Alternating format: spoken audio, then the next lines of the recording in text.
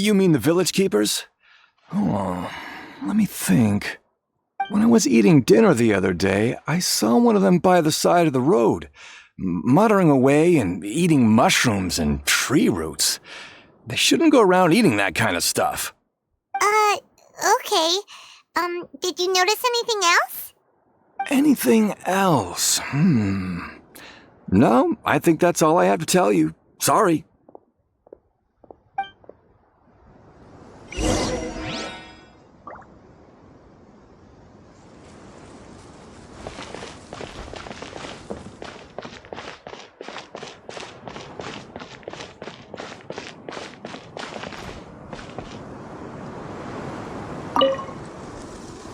The scholars that have gone missing.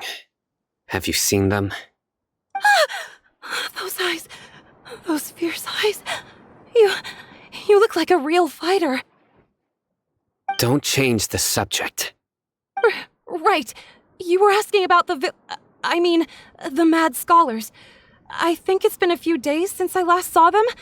I usually go to bed pretty early, so I'm not too familiar with what goes on at night. But honestly, I feel quite sympathetic towards them. Even though they act a little strange, they've helped me in the past. If it weren't for them, my house would have collapsed long ago. Do you also think Grandpa and the others are good people? Grandpa? Oh, hello there. It's little Isak. You mean that nice man who looks like your grandpa's long-lost twin, right? He was actually the one who protected my house. I saw it with my own eyes. He happened to be staying near my house that day and was doing something with his hands on the ground. It still feels pretty surreal now that I think back on it.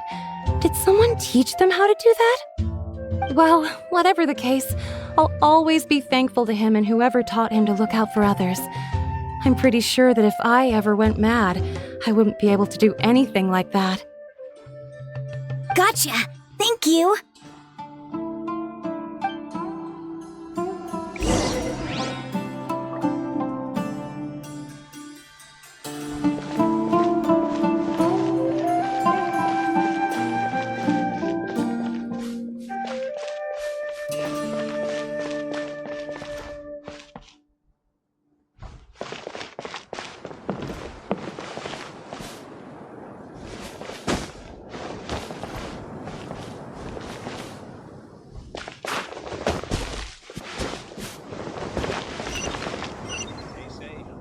Join the Eremites and embrace a wonderful new life.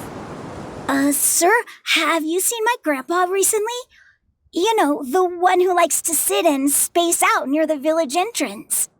Oh, well, if it isn't Isak. Oh, your grandpa, huh? It's been a while.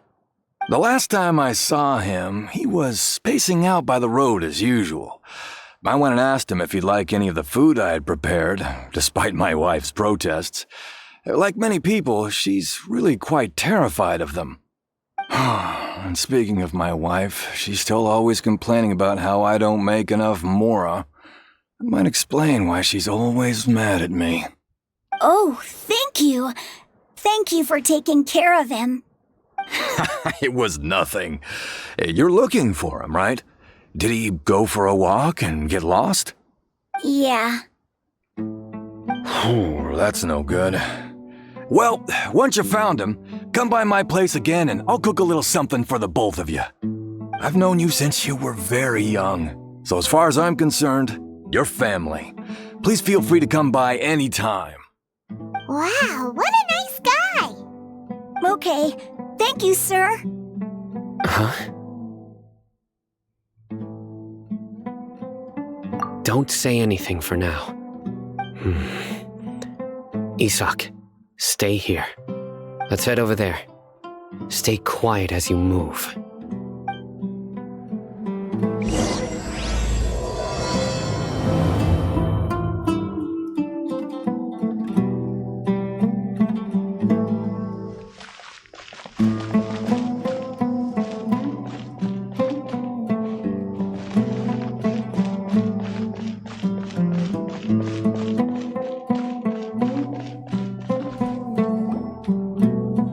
Listen, see if you can make out what they're saying. Have you heard? The mighty King Deshret, the sovereign of our faith, will soon return to this world. Yes, of course I have. King Deshret is the one and only true ruler of this land. I've never believed in any other gods. Still, you say he's coming back, but it sure doesn't feel like life's about to change around here anytime soon. What's your proof? Haven't you noticed? The village has been getting more deranged scholars than ever. Delavar was saying that many people also went insane just before the fall of King Deshret's civilization in ancient times. We don't quite know why, but it seems like there's some sort of connection between insanity and King Deshret. Isn't it a sign of King Deshret's power that all the mad scholars have disappeared? If you ask me, they must have been chosen as the final sacrifice for King Deshret's resurrection. Huh. Now that you say it, that does make some sense.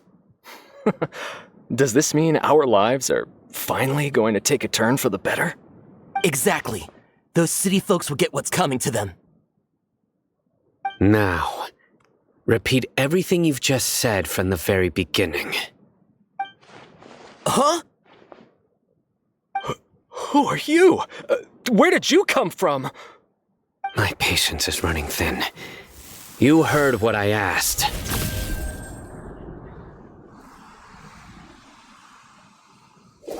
Yeah! Bro, this guy's something else.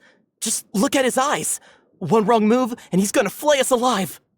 Let's not get on his bad side, okay? I am no match for this guy. Oh, okay, good sir. What is it you would like to know? Tell me about King Deshret's resurrection. Well, I only know a few things from hearsay. I went for a drink the other day and heard others talking about a rumor that the madmen will disappear and that King Deshret will return to this land. I'm not making this up, I swear! Hey, go on. Keep talking. It's true. It's all true, sir. We desert folk have had more than enough of those people at the academia. They keep sending us all their mad scholars and won't let us have a good life. Would you want to live like this if you were in our place? The radicals were even more thrilled than me when they heard the news. We're all praying for King Deshret's speedy return. Delavar also said that once King Deshret returns to our side, it's only a matter of time before we conquer the land on the other side of the wall. They're all willing to serve under King Deshret and fight for a share of the glory. Is that so? Seems like he still wants to know more. Keep talking. Got it!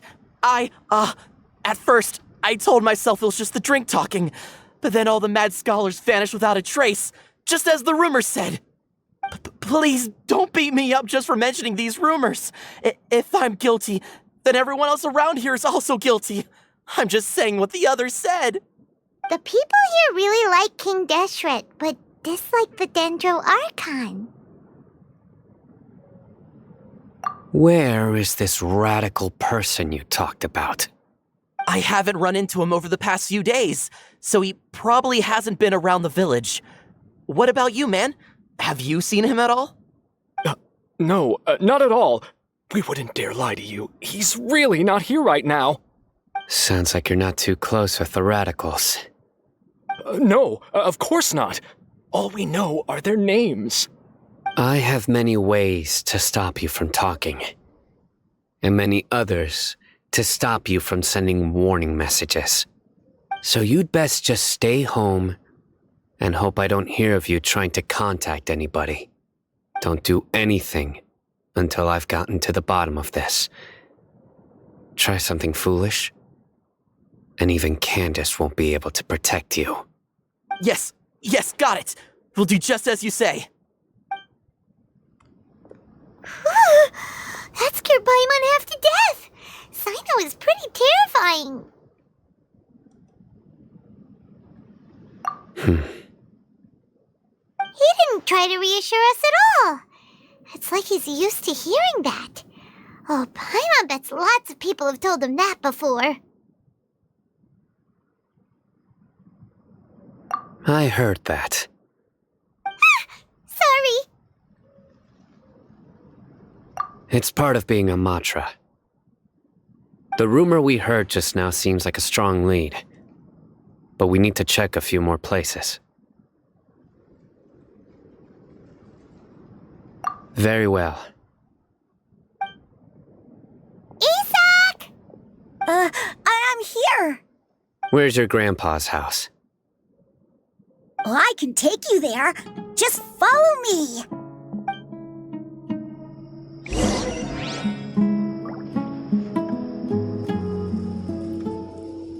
Join the Eremites and embrace a wonderful new life.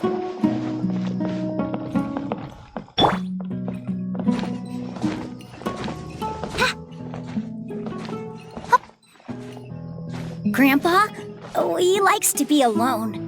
Sometimes he stares at the sky in a daze, and other times he just pokes at the ground with his fingers. Every now and then, he yells out at the top of his lungs, so a lot of people are really scared of him. But he's a good person, really. I know he is. I swear, he's just like my real grandpa.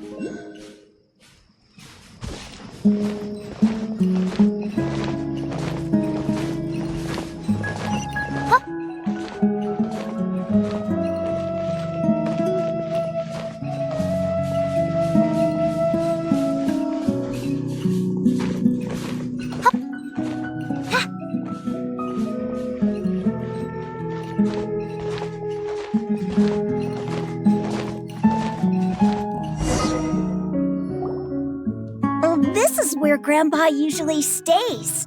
There sure isn't much here.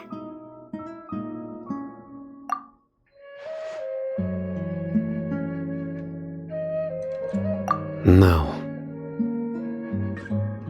Incense? Please don't say it's the same one as before. But are you okay? Are you getting dizzy or need to lie down? There's a scent that you can sense, but I can't. A certain traveler here once passed out from that smell. Thankfully, Tainari saved the day. And then he gave us a long lecture to explain all about how it worked. So, you know Tainari? Huh? You know him too? Are you two friends? Yes. Now that I concentrate, I can also make out the scent of incense.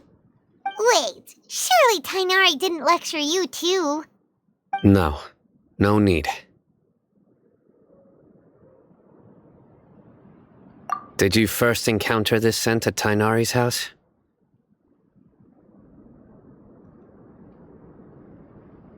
In the forest. From a scholar.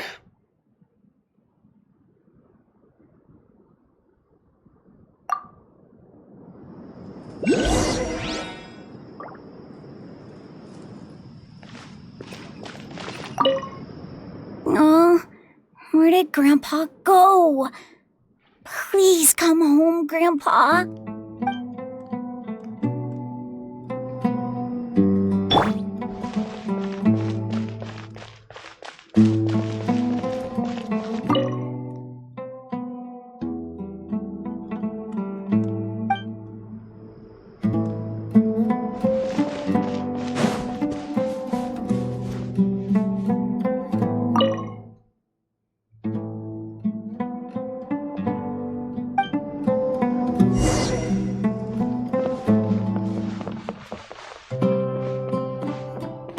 Propagate!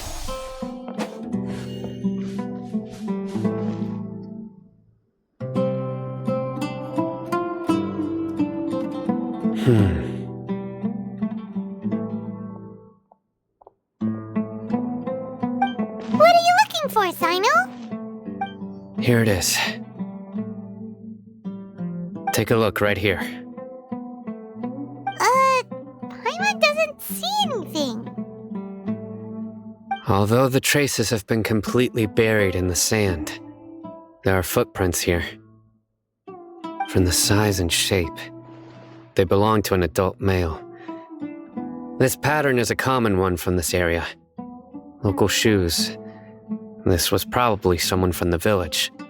The scent is quite faint, but still extant. The footprints head in that direction.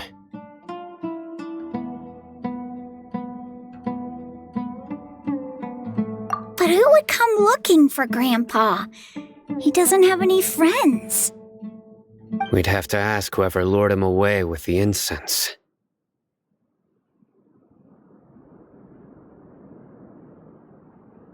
Huh? So you can lure someone away with just a scent?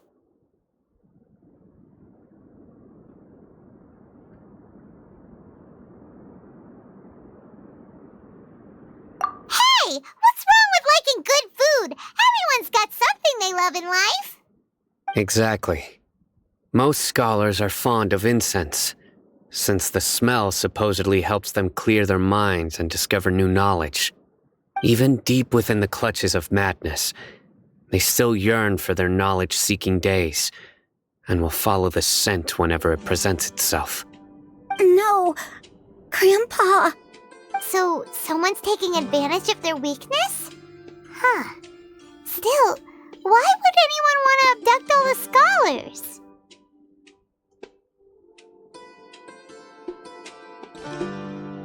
Are the rumors really true?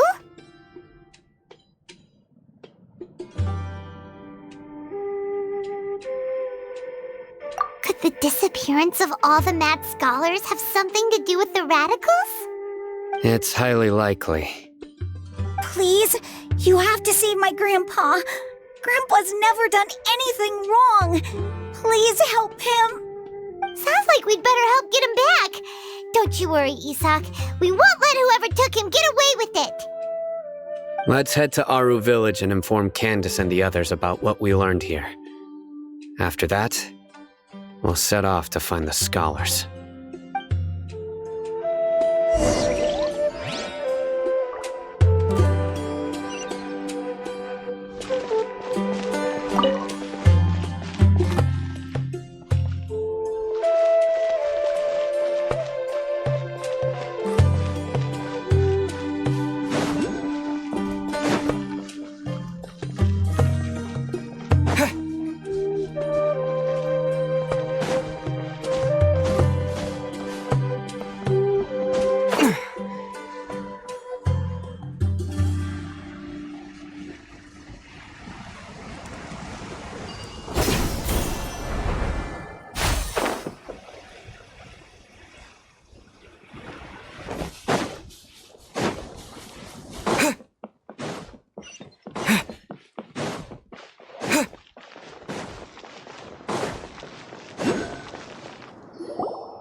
Right.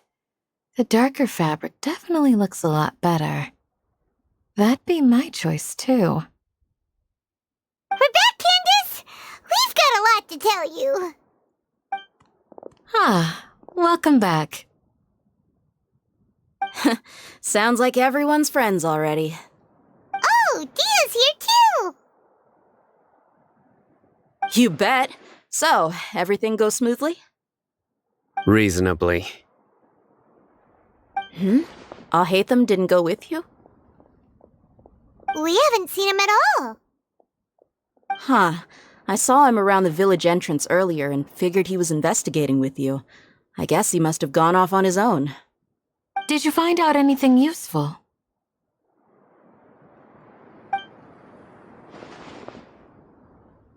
I see. So someone used a kind of incense to lead the exiled scholars away from the village.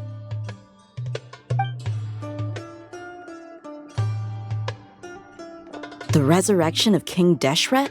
First I've heard of it. Far as I know, the kind of incense you just mentioned is only popular beyond the wall. Scholars are fond of it, but as you can see, there aren't many scholars still studying around these parts. No seller would be able to make a profit here. Not to mention, making incense is a labor-intensive process. You won't see anybody in the desert with the patience to make or sell something that requires that kind of effort. It seems someone from beyond the wall must have been supporting this. Makes sense. So what should we do then?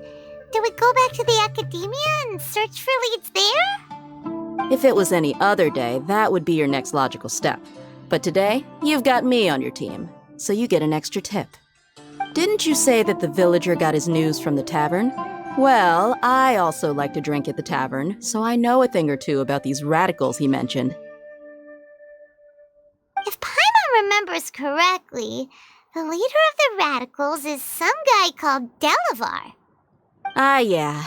Delavar, the scar-riddled bandit, Engur, the wide-eyed butcher, and Jabari, the duck-tailed bearded crook. The whole lot of them are known around these parts.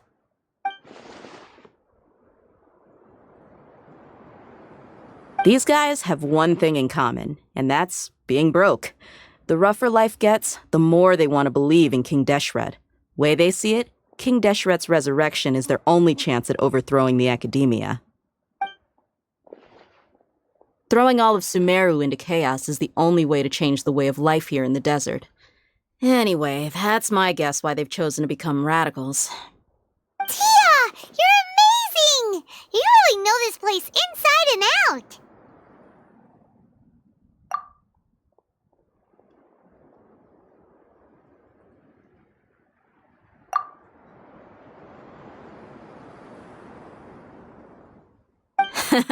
No merc can afford to slack off on gathering intelligence. Every mora I've spent in the tavern has been a valuable investment. Let's head out. Now hold on, you're staying right here, Sino. Why? Aru Village is not a big place. Outsiders stand out here like a sore thumb. I'd bet word about you has already gotten out. The desert is unforgiving, so the way of life here is also a lot tougher than on the outside of the wall. You survive on making connections out here. Compared to you, mercs like me are just third-rate amateurs. I've got no actual fighting skills to speak of, but that also makes it a whole lot easier for me to gain the locals' trust.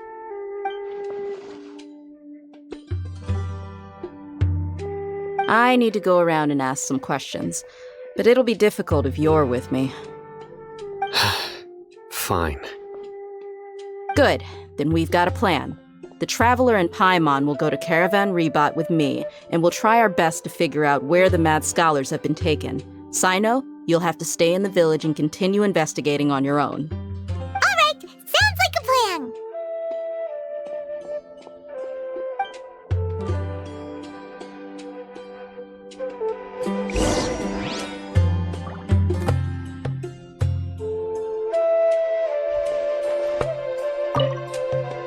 Sino, please don't take offense.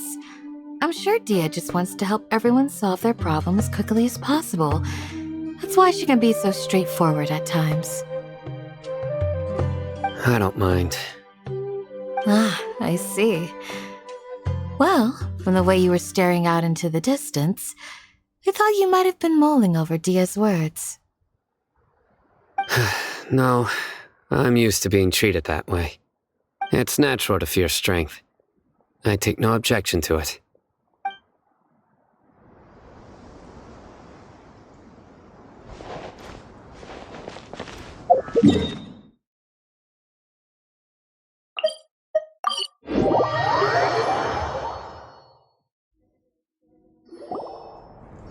Well, here we are again! Sounds like you're starting to get familiar with the area. Paimon's amazed every time we see the wall of Samiel.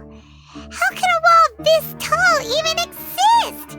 It's almost unreal. I know what you mean. I had the same question every time I walked this way when I was a kid. Also, why is this high wall here? And can a wall really block sandstorms? It was only after I grew up that I realized the wall of Samiel isn't just there to keep out the sandstorms. It serves a more important purpose, keeping out people like us. Sumeru is run by wise and mighty sages. To them, us desert dwellers are nothing but tools that can be used and discarded at their whim. We're cheap labor, like livestock, but easier to control. Nothing more. Even if a child from the desert got the chance to obtain an Akasha terminal, almost all their requests for knowledge would be denied. The academia believes we're underserving. Geniuses like Sataria are 1 in a million. The other children never get a single chance to try and rewrite their fate. even though the academia knows very well that we're humans, just as they are. That's terrible. I would tear down this wall with my own hands if I could.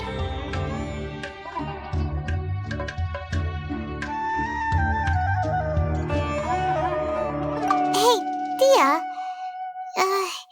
You're not thinking about doing anything scary, are you? No, not at all. This place just gets me thinking, that's all. Besides, we're here to procure information, aren't we? Yep, we gotta catch those... Shh. Caravan Rebot is crawling with people, so be careful what you say. We don't want anyone to find out what we're here for.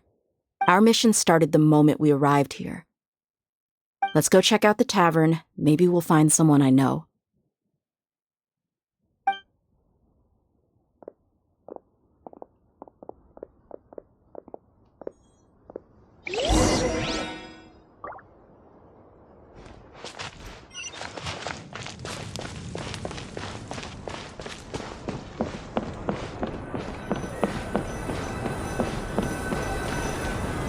Just our luck. None of them are here today.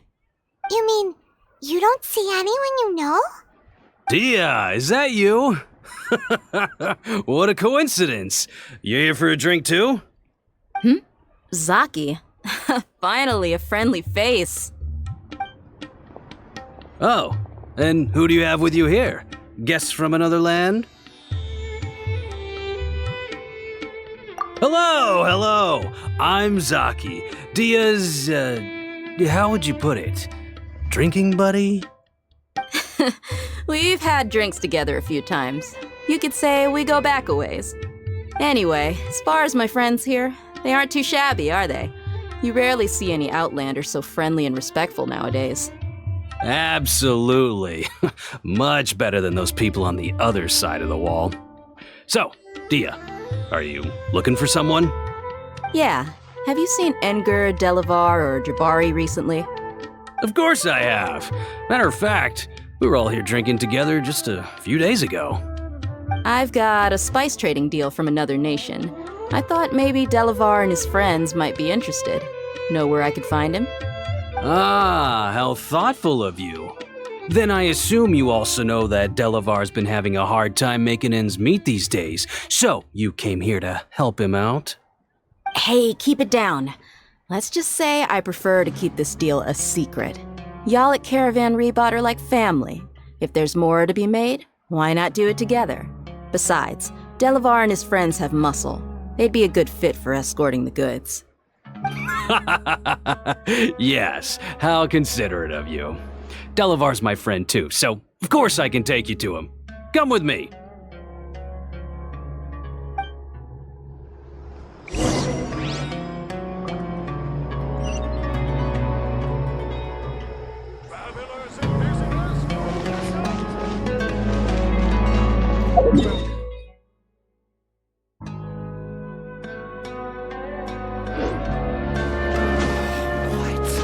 So he's not at the hotel today?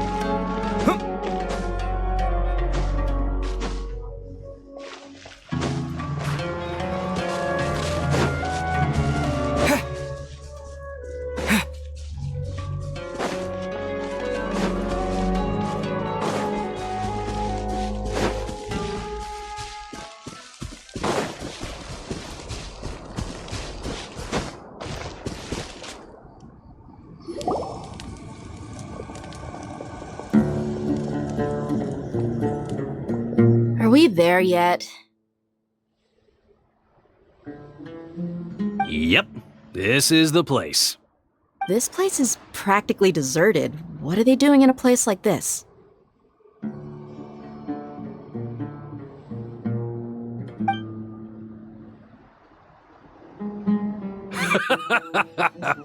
Why don't you take a guess? Go on, a wild stab in the dark. You're like lambs to the slaughter. Oh no! It's an ambush!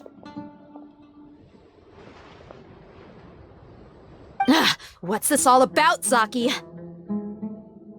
Come on, Dia. You really think we didn't hear about what you said back in Aru village? The boys have kept a close eye on you from the moment you set foot there.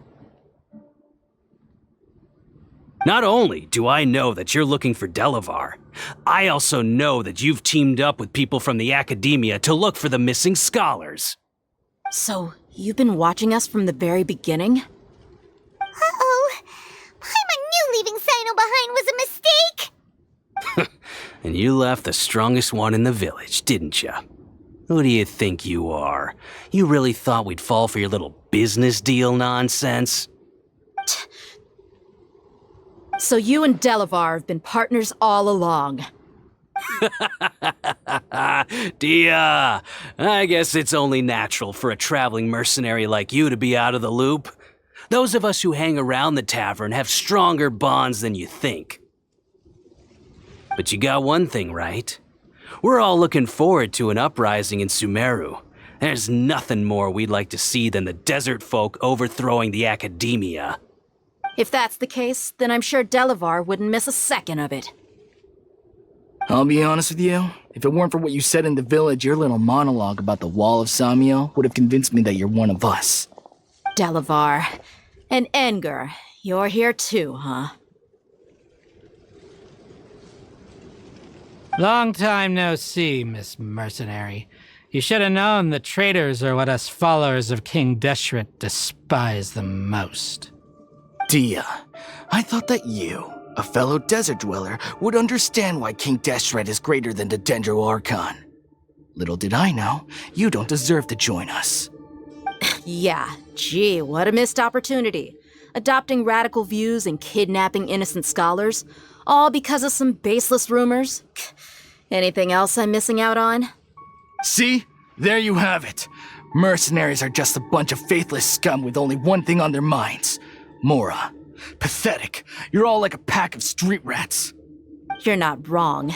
Mercenaries are driven by Mora, and my faith lies with whoever's paying me.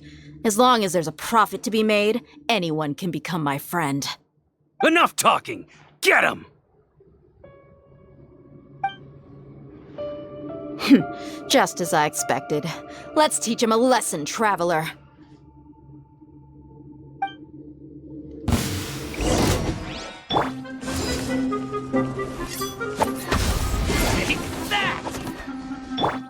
Scatter! No, my sword!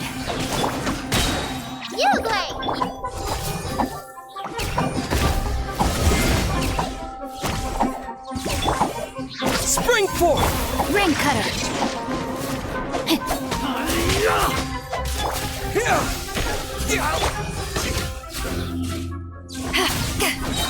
Power that ended Haishan!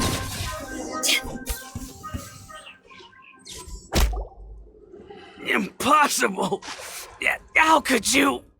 So, what do you think about your meticulous network now, Zaki? How did you say it? It's only natural for a traveling mercenary like me to be out of the loop. I'm guessing your informant told you that I'm just an incompetent merc with no real fighting skills, correct? I mean, that is what I said after all. And of course you would believe everything he reported. The only thing you know about me is that I'm a mercenary, but you've never seen me in action. Even though you heard we went to handle monsters together, you believed that Candace was the only one doing all the real fighting. That so-called Flame Mane is just a fraud. She admitted it herself. She just uses her connections to gain the trust of others.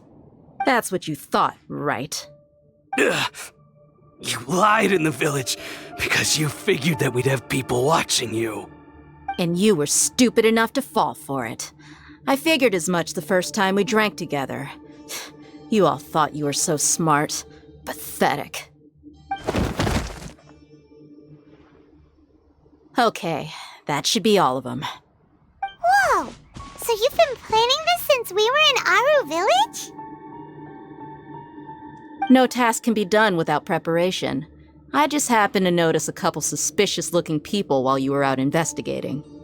Oh, but instead of catching them right away, you let them report back. Those two who were snooping around were just a couple small fries. If we want to get the real catch, we have to be patient and give it some time.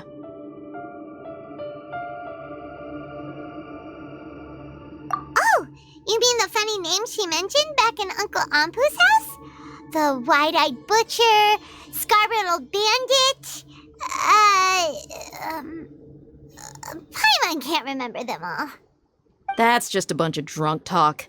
Edgar and Delavar like to talk themselves up when they're drinking. Edgar, the wide-eyed butcher, and Delavar, the scar-riddled bandit, are the nicknames they came up with for themselves. Alcohol has a way of making people share what they really think, so Edgar and Delavar are always rambling in the tavern about how King Deshret is a superior deity. What about Zaki?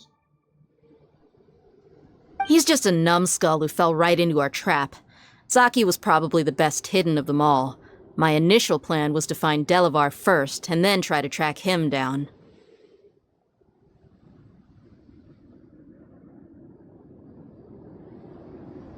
That's what you wanted to ask when we were at Uncle Anpu's house, right? Jabari is one of the villagers you talked to. You know, the one who wanted to treat Isak and his grandpa to some food. Wait, so he's a radical too? No, he isn't. I just needed to tack on a random villager name to make the eavesdropper think that I was making some wild guesses based on my impressions. Wow, what a genius idea! Well, that's an expert mercenary for ya. Ah, you're too kind. It was straight from the usual playbook, if I'm honest. So, that thing you were saying before, is it really true? About what? About how mercenaries only care about Mora, and that anyone's a friend as long as there's a profit. Does that bother you?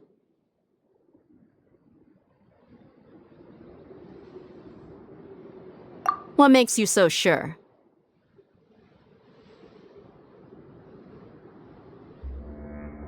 Dia, do you dislike the Dendro Archon like the other desert folk? You two are pretty sharp. No, I don't have anything against the Dendro Archon. I've heard a lot of nice things about the Lesser Lord from Dunyarzad. I can understand her devotion and gratitude. Dunyarzad's just an ordinary person. There's no way a god would be so involved in the lives of everyday people unless they were truly compassionate. I've begun to realize that the sages are behind everything that's happened recently. The radicals' blind belief in King Deshret, making the Dendro Archon out to be an enemy. It's all the academia's trickery. But I see through it all. And unlike them, I can never be hostile towards anyone who's never done anything wrong. Dia. Anyway, looks like we're done with business here. Traveler, lend me a hand. Let's tie him up and bring him to the village.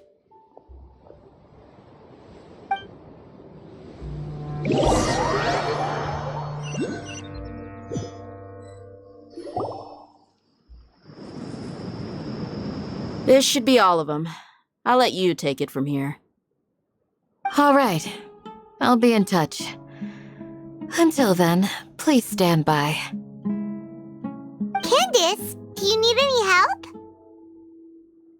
Candace will be okay on her own. I trust her, so you can too. She's been guarding Aru village for quite some time now. If anyone is qualified to question the offenders, it's her. While I'm questioning them, why don't you pass some time by exploring the area? I'll meet you back here tomorrow morning, Traveler. As for these idiots, let's just hope they live to see another day.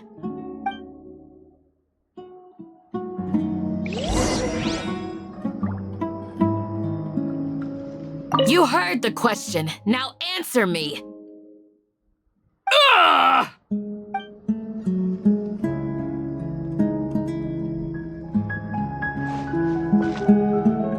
You heard the question. Now answer me.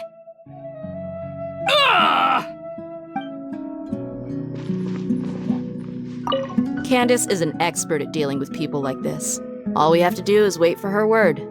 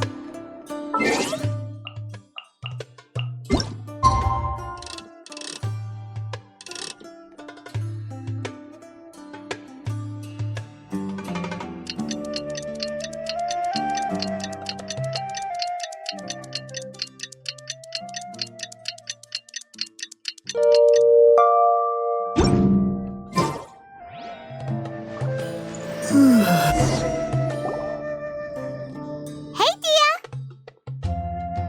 Right on time.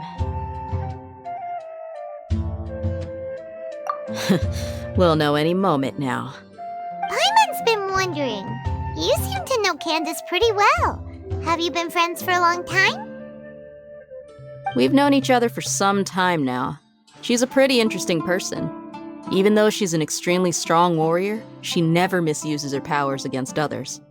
Oh, Paimon knows what you mean. Like a lot of martial artists say, never take the fight outside the ring. Yep, I guess you can put it that way. It takes strong convictions to be as dedicated as she is, and shoulder that kind of responsibility. Us mercs, on the other hand, we pretty much live from one day to the next. Well, Paimon thinks you're great too. Really? Thanks for that.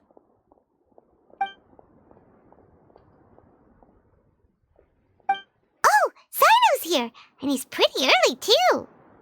Yes, I was here yesterday to help out a little. To help out?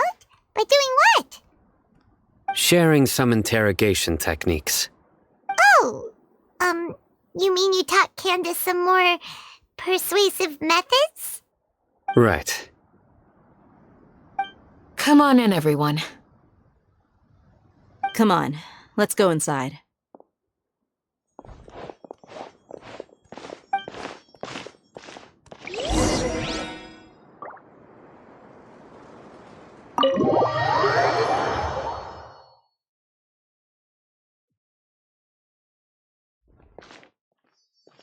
Candace, where?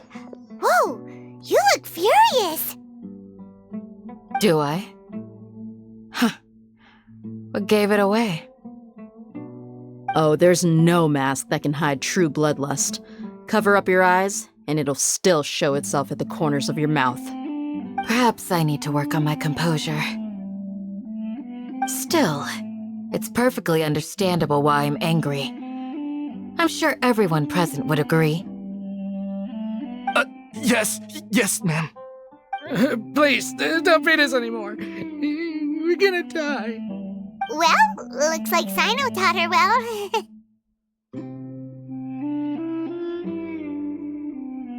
You fear death yourselves, yet you do not hesitate to place the lives of others at risk.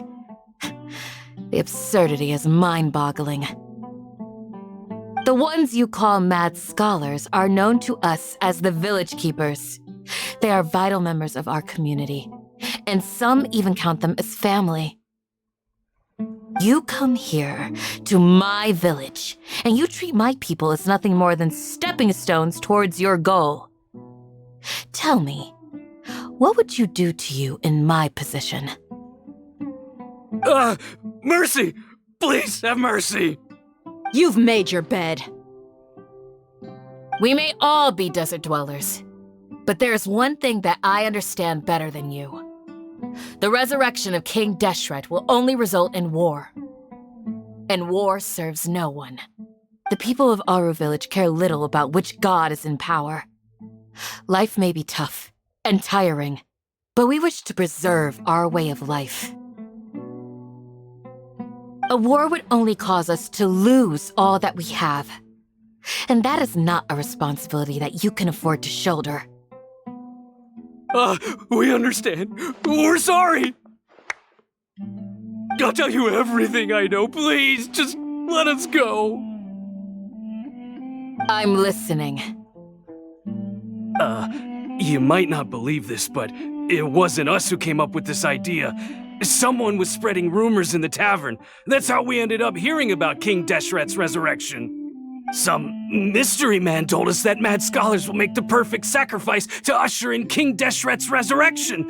They give their lives, and we can get anything we wish for. They're called village keepers. Slip up again, and you'll regret it. Yes, sorry. It was all that mystery man's doing. He told us to spread the word about King Deshret's resurrection, and talked us into helping him. In return, he said he'll help facilitate the resurrection process.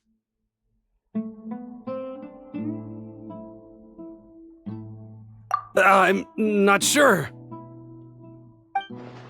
That's one. Huh? One what? Strike. You get a total of 3. Then, you die by my hand. Wait, I'm telling the truth. We don't know anything. It was all him. 2. He got us to lure them out of their houses in the night with some kind of incense. We take them to a junction outside the village. Then the mystery guy takes them from there. You gotta believe me, please. I'm telling the truth, I swear. Just ask them if you don't believe me. That was indeed the truth. Traveler, go on.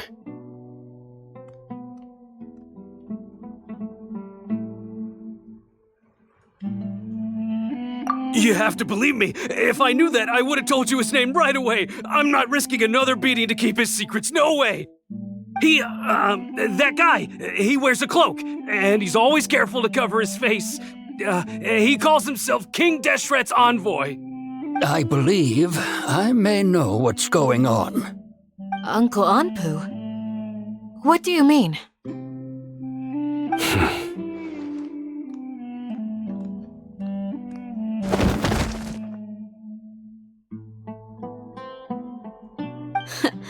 Smooth.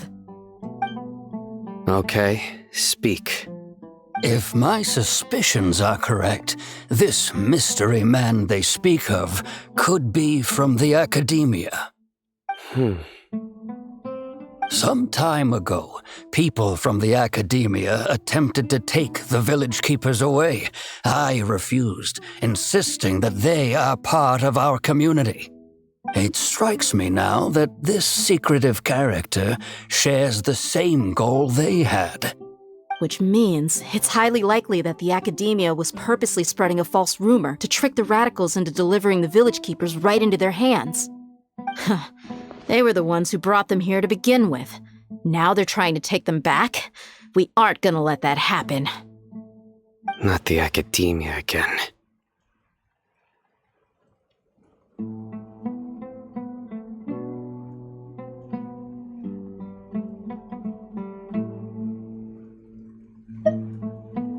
Just as I thought. But what could they want with the village keepers? People are nothing but tools in the eyes of the academia. A change in their plans likely means they found another way to exploit the scholars. Regardless, our top priority now is locating the village keepers. You're right. Isak is still waiting for news on his grandpa. Time to go. Let's leave the village and try to track them down. Yes. Pack up and get ready to leave. You got it. Candace, I'll let you deal with the radicals. Leave everything outside the village to us. All right. Let's meet back here once everyone's ready.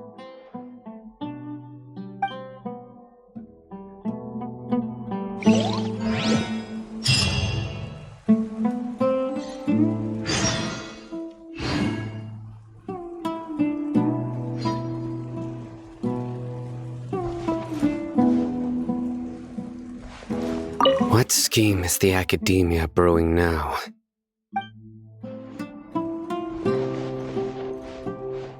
You look worried. Thinking about the village keepers? Yes. I'd look for them myself if I could. As members of our village, each one of them is very important to me. You have a strong sense of belonging here. I guess I'm the opposite. Mercs are stray dogs, wherever they go. Dia, don't say that. You can be a part of this community too. Thanks. I'll let you know when I feel like joining.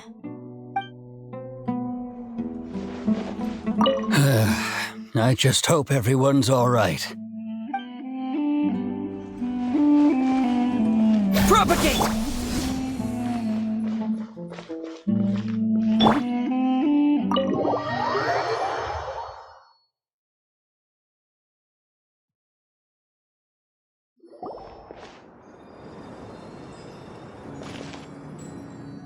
Let's get some food in us and then we'll... Whoa!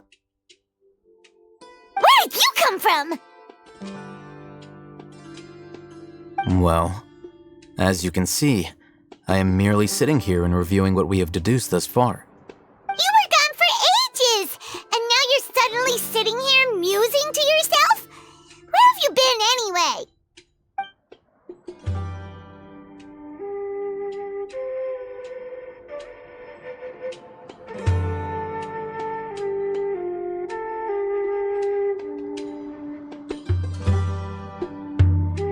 Hey, what's with the silence? You never think things through before asking questions. I'm giving you some time to make up for that. Paimon's so mad! Paimon's gonna give you an ugly nickname!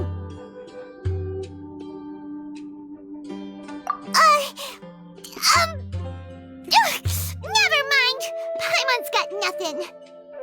There's just nothing super obvious to pick with this guy. It makes it so hard. Well, you've heard nothing to suggest I left this whole time, so clearly I stayed in the village to investigate. Anyway, you plan to leave Aru village and keep searching for the truth of this matter, yes? Yep. We're not gonna find out anything more by staying here, so we thought that we might as well take the search elsewhere.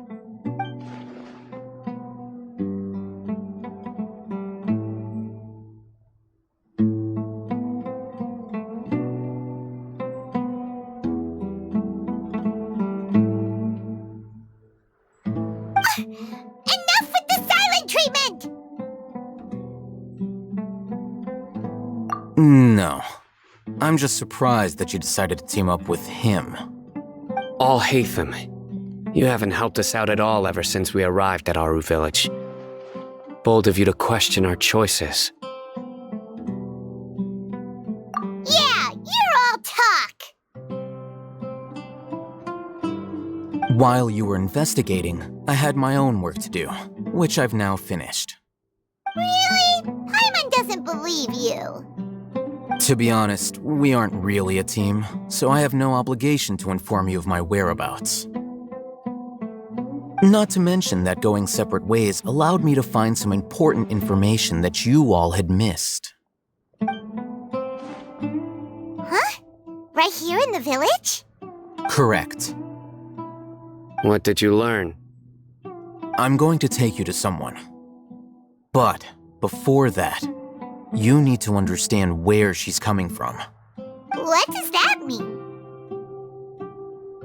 How do you think the residents of Aru village feel about what we're doing?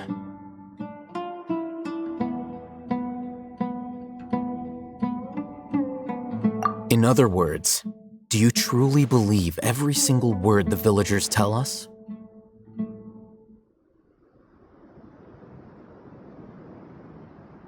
You mean some of them lied to us? Hiding the truth does not necessarily equate to lying. Again, these people have their reasons. Remember what Candace said? Most people in Aru village don't necessarily care which deity is in charge of Sumeru. That's because whether King Deshret or the Dendro Archon has power is of little significance to them. By contrast, the perils of their daily lives are ever-present concerns. They won't simply share everything they know with you without good reason. That's why you believed there was no further information to be found in this village.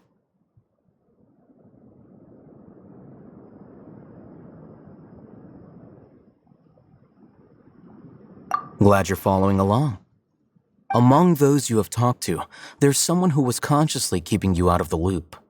In fact, she's been observing your every move since you arrived.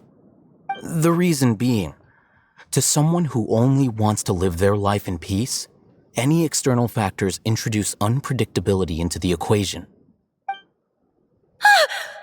Those eyes. Those fierce eyes. You look like a real fighter.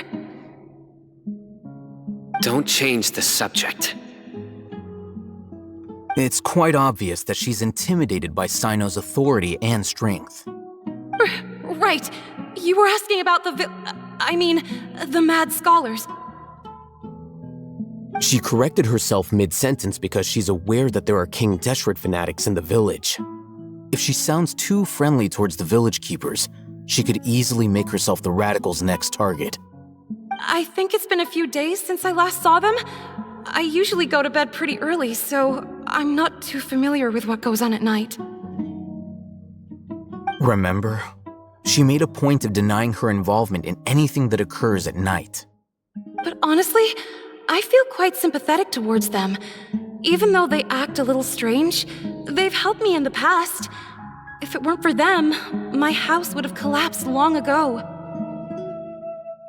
After speaking to the village chief, it became clear that the village keepers had protected Aru village at night. In other words, the young miss was very much awake during that time. Then why would she lie? By getting involved with an outsider, she risks drawing unwanted attention to herself. As for why she might be so wary about all this, maybe you should ask her. I'll pass on this one. You said that she is afraid of me. If so, it's best if I stay out of this. We're on it!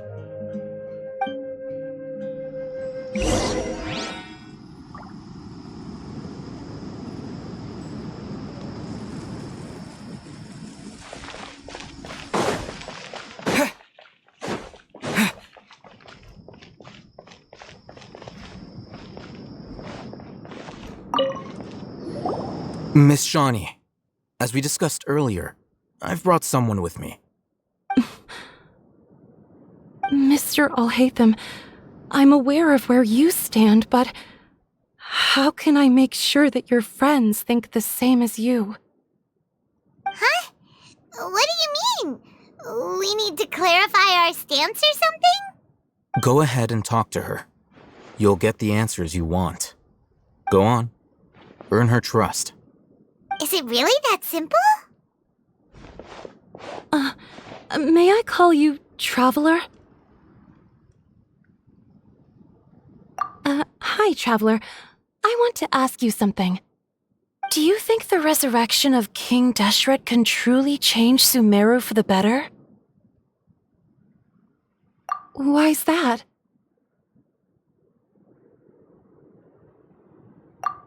That's very similar to what Miss Candace says. I know you two are friends.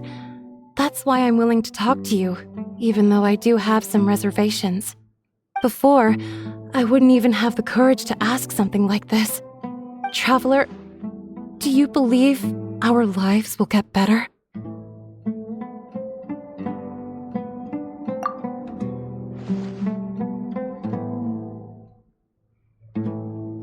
Yeah! We came here from another nation, so it isn't wrong of you to be weary. And we aren't really residents of any one nation. But even so, we've met lots of people from different places, and we've always fought for what we believed in. We have friends in Sumeru, and we want to help them. That's why we decided to stay here for a while.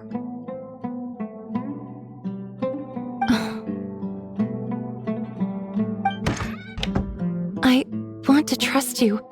My apologies for posing my questions like that. To be honest, I didn't expect you to come back for more information. Alhaitham told us you have your reasons. It's okay. We understand. The fact is that only one side of my family is desert folk. I don't really fit in anywhere in Sumeru. Some believe in the Dendro Archon, while others believe in King Deshret. I don't belong to either side, and neither side would want me. Speaking of which, the radicals mentioned that they despise traitors. Do they just think that anyone who's different from them is a traitor? Yeah. Some people can be so narrow-minded when it comes to bloodline and beliefs. It makes no difference what I say or how I behave. I'll always be suspected of having ulterior motives. Slowly, I just stopped talking to people. I pretended not to hear or see anything. All I want is to live my life in peace. And then it happened. The village keepers who had helped me disappeared with no explanation, and I didn't dare breathe a word about it to anyone. Until now. You can tell them. I'm sure he'll keep your secret. All right. I'll tell you what I told Al-Haytham. I actually have a sharper sense of hearing than most. Sometimes, I hear strange crying sounds in the night. There are ghosts? Perhaps. I'm not sure. It's faint, but it's definitely the sound of crying. It comes from far away in the distance, and always carries very raw emotion. It used to be louder and more frequent, but ever since you arrived in the village, it doesn't seem to happen as often, and when it does, it's much quieter. I have to focus really hard to make it out. I confirmed this with the guards on night duty. They also have someone with a good ear, and he's heard similar sounds at night. But, because we're in the middle of a desert, he would rather believe that they are the cries of beasts than ghosts. There's really nothing around these parts, except for an old hospital not far from the village. I think they used to use it for treating Eleazar, but it's been abandoned for years. Yeah, let's go!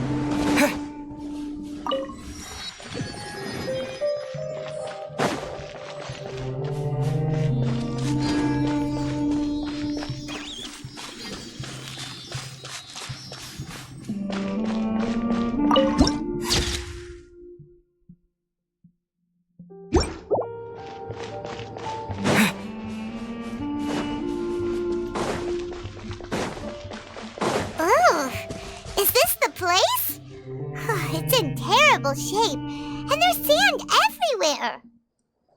Empty and forgotten. An ideal place to hide people.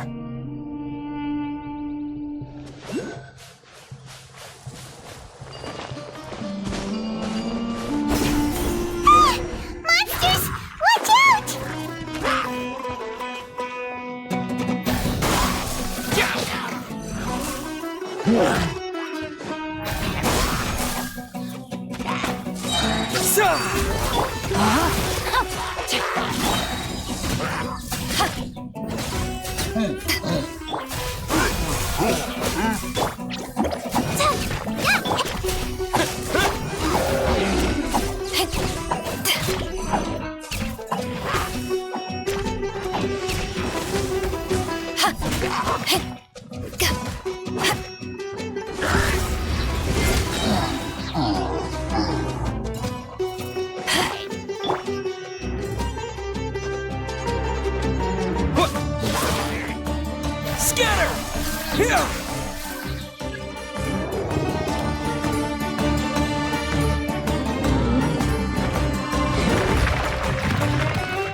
Spring forth!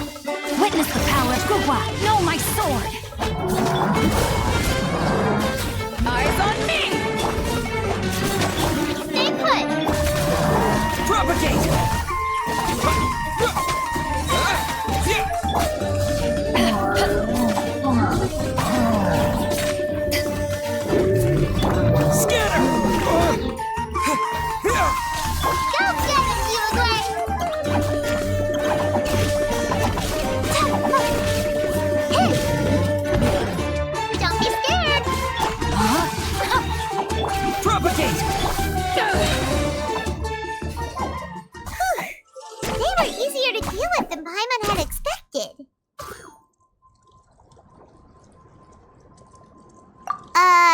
super strong bandits? Or monsters taller than buildings dropping out of the sky? Or, something like that. He looks super serious. We gotta stay on our A game too. This is the one.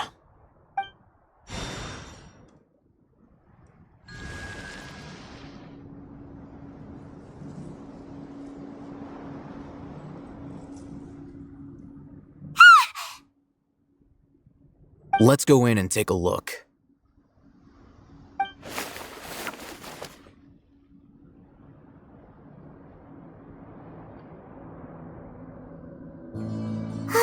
Hey, Hatham, we haven't found squat.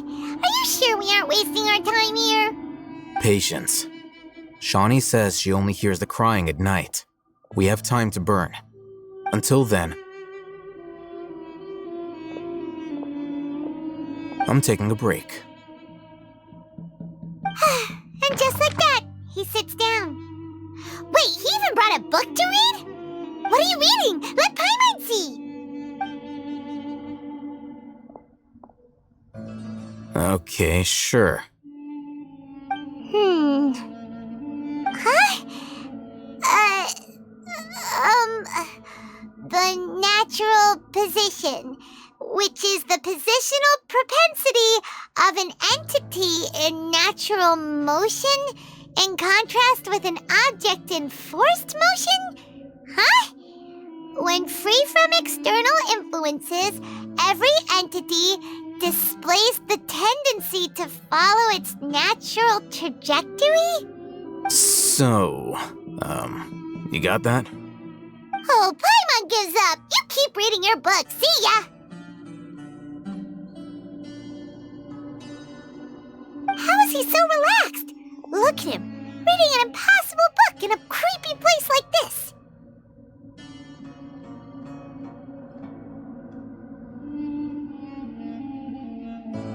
Hey! Paimon's your Tibet travel guide. Paimon knows plenty of useful stuff already. And anyway, it's not Paimon's fault that the books people read in Sumeru are so complicated.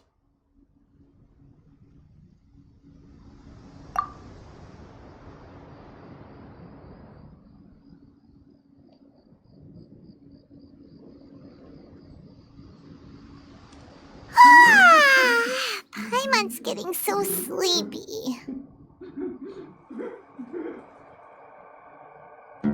Huh? What was that sound? There it is. It's coming from that direction.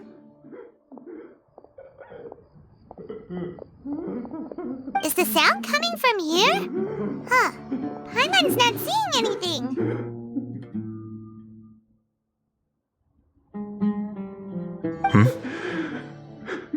It's from below. But there's no way we can get down there. Something is off about the interior here.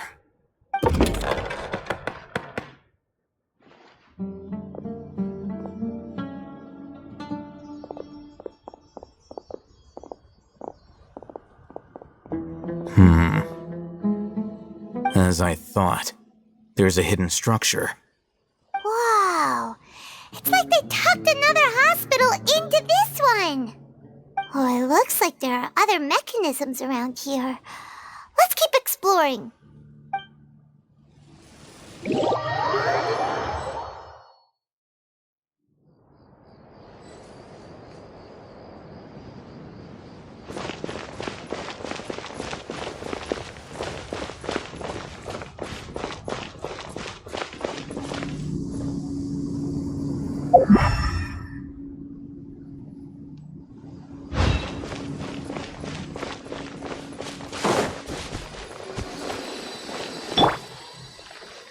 Scatter!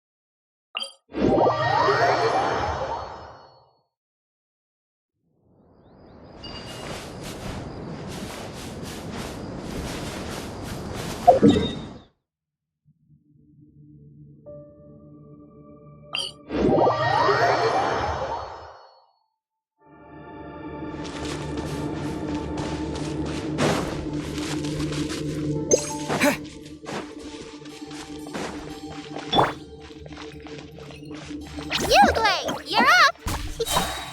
Ready, go!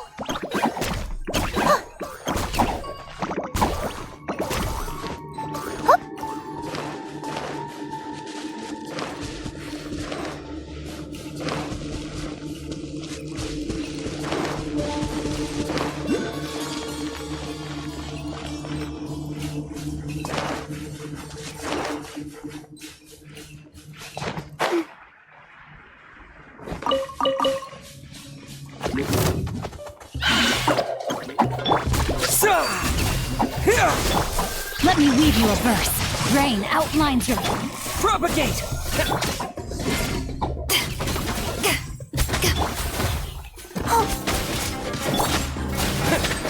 Scatter!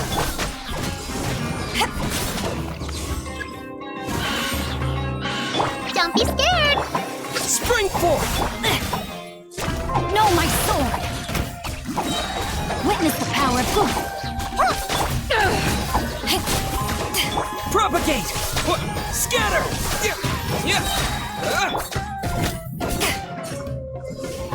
To ashes!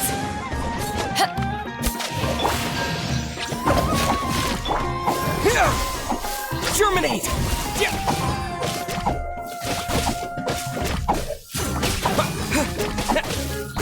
Scatter!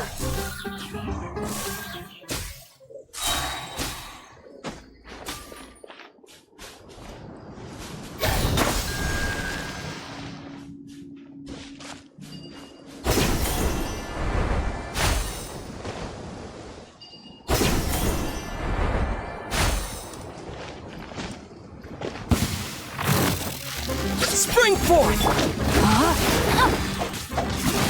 Rain cutter! Not good! Stay put!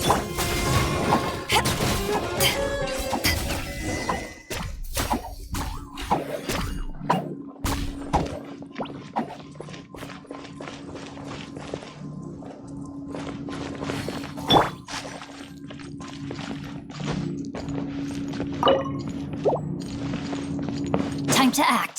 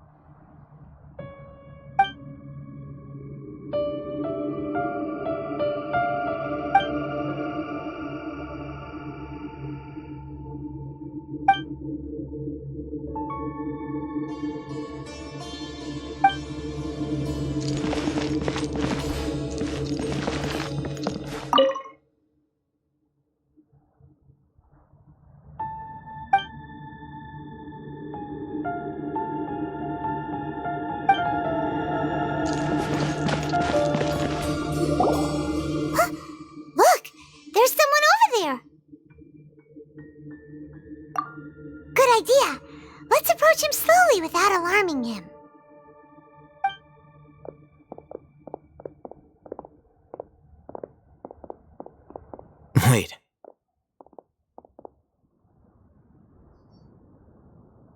You're...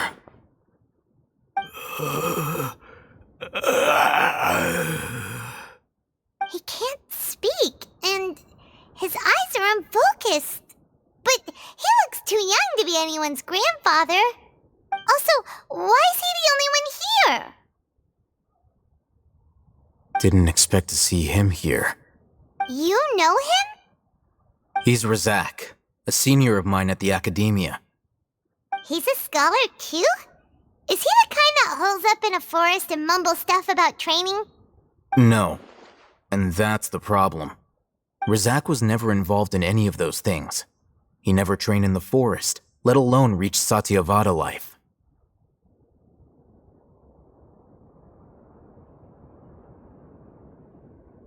Leaving that question aside for the moment, him being here alone means that we might be too late. Looks like they've already taken everyone away. For whatever reason, they left Razak here. Perhaps they simply didn't have time to come back for him. There are drag marks on the ground. They're clearer by the doorway. Someone was forcefully drawing a cart that was loaded with something heavy. Loaded with people? That is one possibility. It looks like they were in a hurry, as if they were afraid of being caught. In their haste, they failed to notice Razak hiding in a corner. The symptoms are identical. Looks like we found living proof. Huh? Why do you say that? Allow me to jog your memory. Recall your time at Port Ormos. Don't you think his symptoms look familiar?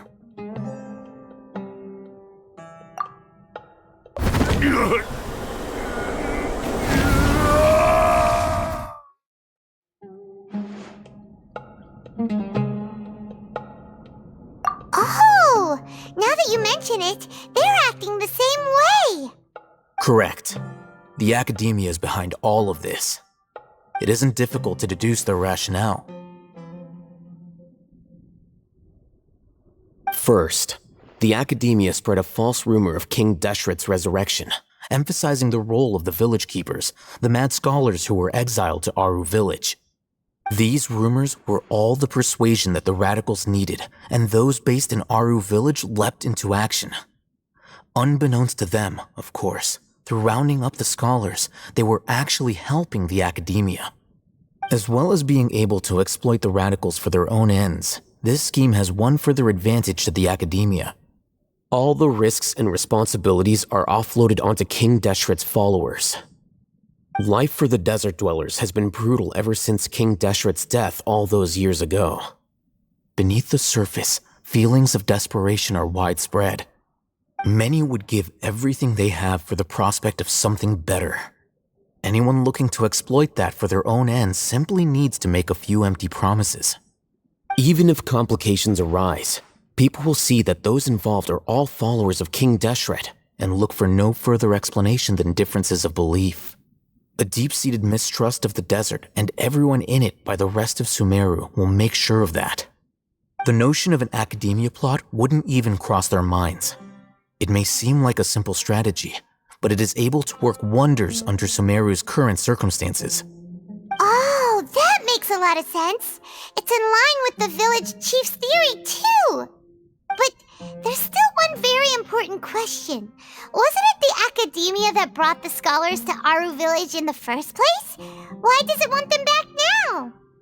Throughout this process, one thing has changed.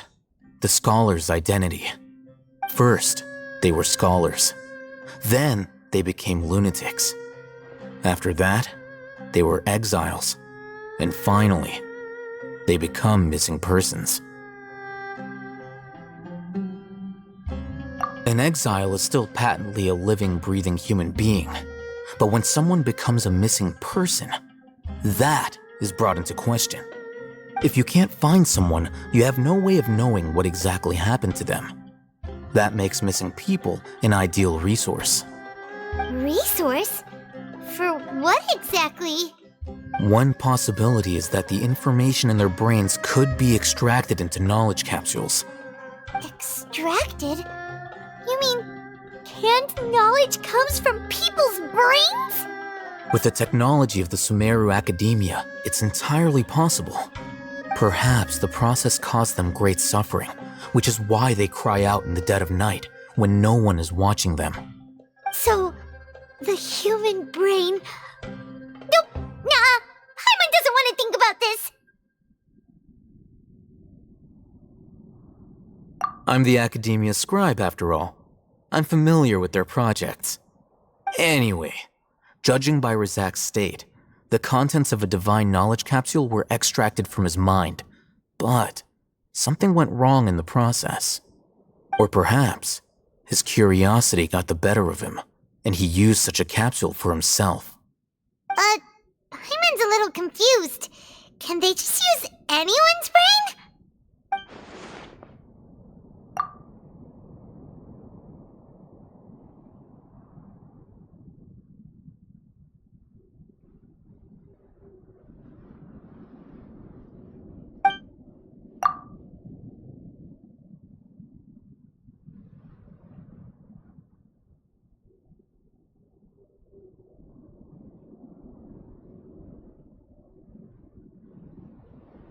The look on your face tells me you've realized the answer.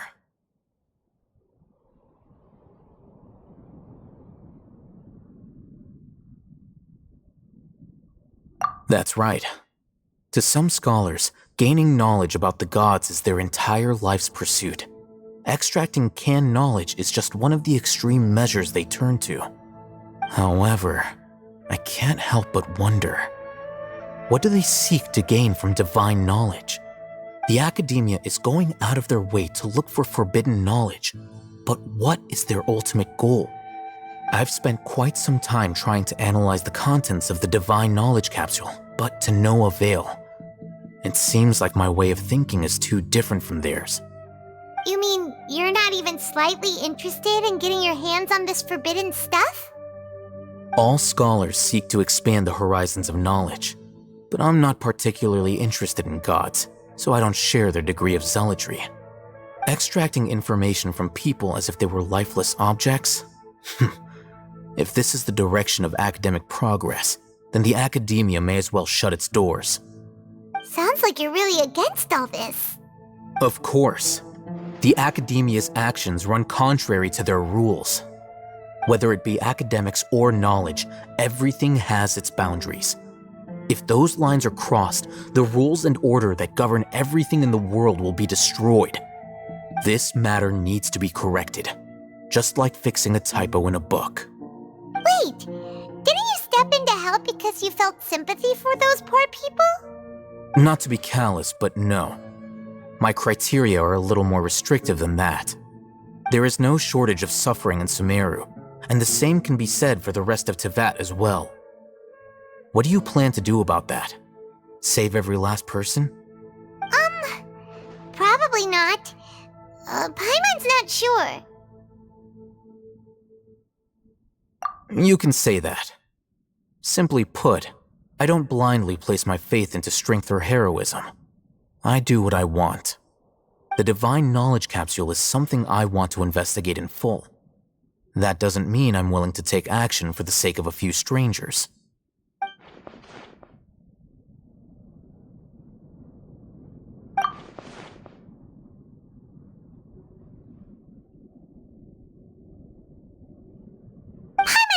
To say this for a while. There are a lot of bad guys in the Academia, but you're not one of them. You're their weirdo. You're probably right. Though I must say, I quite enjoy this feeling of being the odd one out. Uniqueness is also an asset, is it not? Wow, that's a great way to think about it. Paimon's really impressed. If only Miss Shani had a similar mindset, her life would definitely be a lot easier. I'm just a more likable person than her in general. There's nothing more to it than that.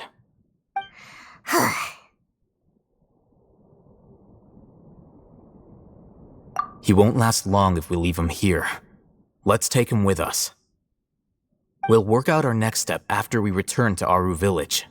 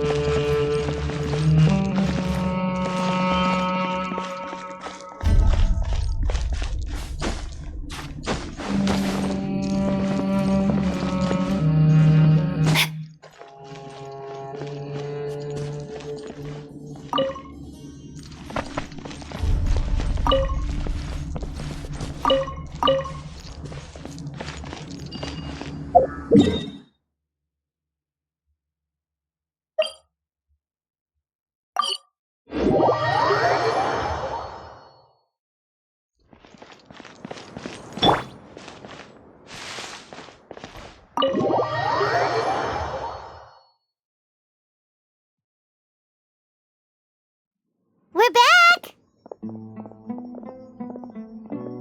You must be tired. You should rest and take some water. What's the situation? Who's this? Unfortunately, somebody who's too young to take on the role of Isak's grandfather. Nevertheless, he's one of the people we're trying to find.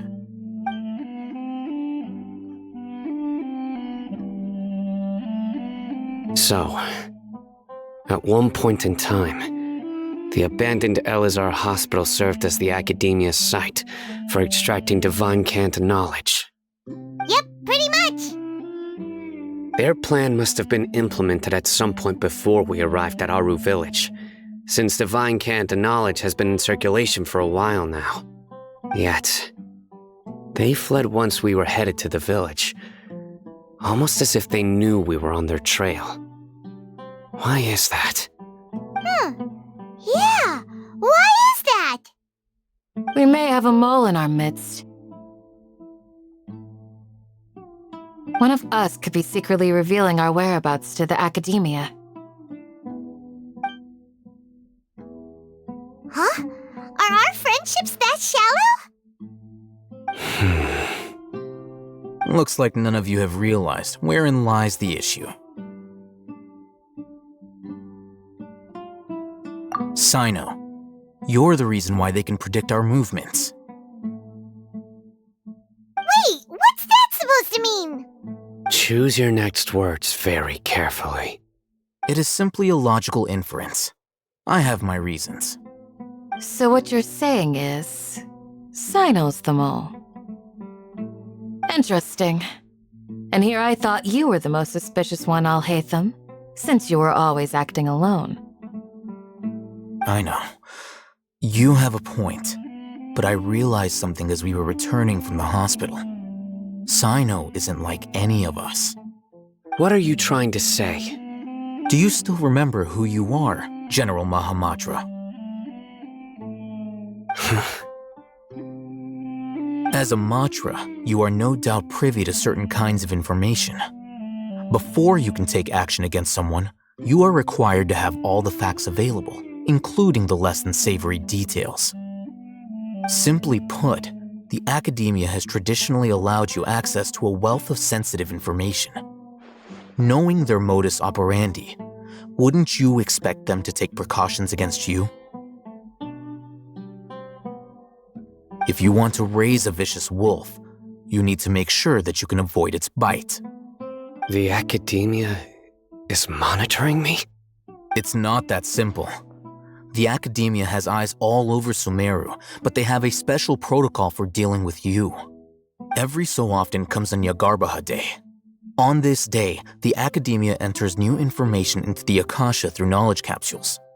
I remember seeing a thick notebook next to the control panel once. Its contents were all about the General Mahamatra, his activities throughout the day, preferred methods of enacting judgment, everything. You're saying that the Academia entered my information into the Akasha too? But what's the point in doing that? My actions aren't important enough to be added into the Akasha. The Akasha is capable of computation. The Akasha's algorithms are entirely capable of predicting your movements using the data entered. When you would depart, the route you would follow, your destination. It knew all of this. It predicted my every move. The Academia has been watching you longer than you think. However, the fact that you resigned is proof that their suspicions were well-founded. So that's how it is. Sino adheres to his principles so strongly that he's actually a thorn in their side. Tenacity of will and steadfast faith are worthless to the Academia. They need scholars who are easily pliable and mindlessly go after anything they can profit from. Sino, don't take it to heart. This just proves how much of a trustworthy ally you are. They escaped because of me. Don't blame yourself.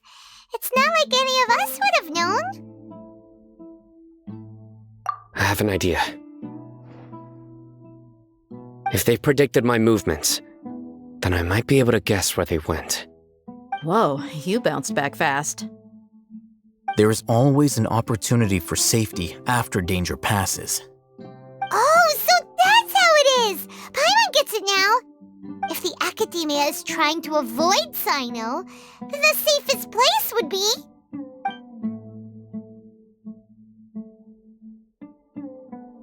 Yep, that's right!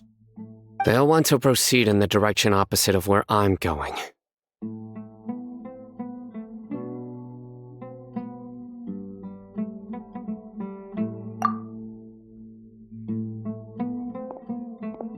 I must go. There's also something I want to investigate. Let's go, guys! After him! Please, wait! I want to go too! You want to go too? If so, you have to promise you'll stay safe. I want to find Grandpa. I promise I'll be careful and not cause any trouble. Everyone, I leave him in your hands.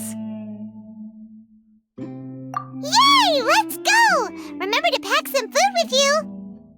Paimon feels like we're missing someone, though.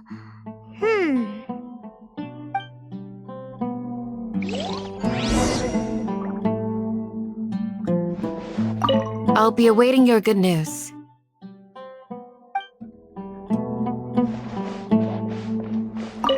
Please, stay safe, everyone.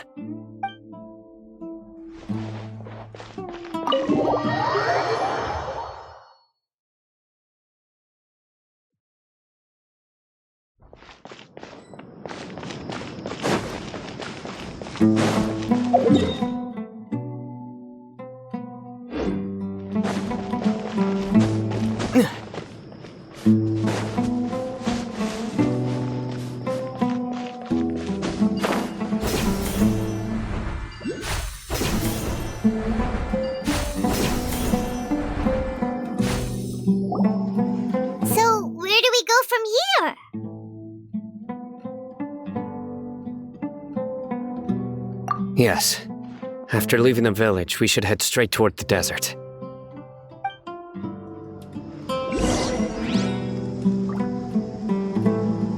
I know the desert like the back of my hand. Is that because you play here a lot? Yep. One time, Grandpa almost got lost in the desert, but I was the one who brought him back.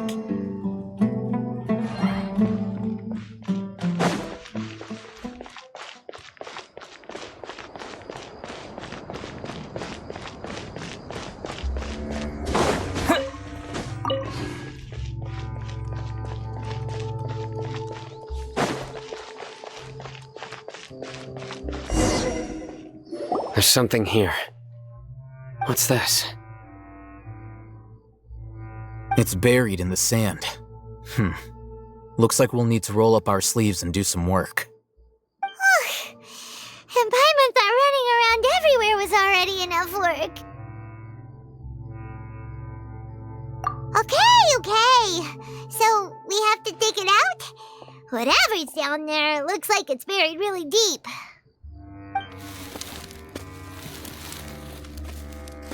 These are likely fragments of an Academia-developed device, something akin to a headset. Looks like there were more than one village keeper. They must have been escorted this way because there are device fragments scattered around here. Let's split up and search the area. Chances are that we'll find other things nearby.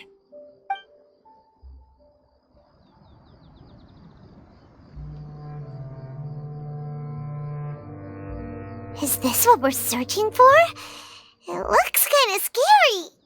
This is definitely a device used to extract divine knowledge. How did it end up buried in the sand?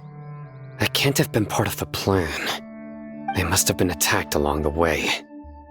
Wait, what? Grandpa, I hope you're okay. Don't worry, your grandpa's gonna be fine. Razak didn't display any signs of starvation or dehydration, which means that they left fairly recently. We should be able to catch up. One more thing. Given that the device had been entirely covered by sand, I believe the attack must have happened prior to the sandstorm.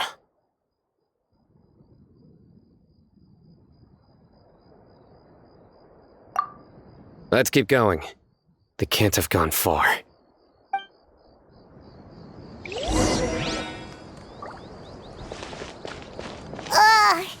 Running on sand is so tiring! But you're flying, aren't you, Paimon? Is flying over sand tiring too? Ugh, of course it is!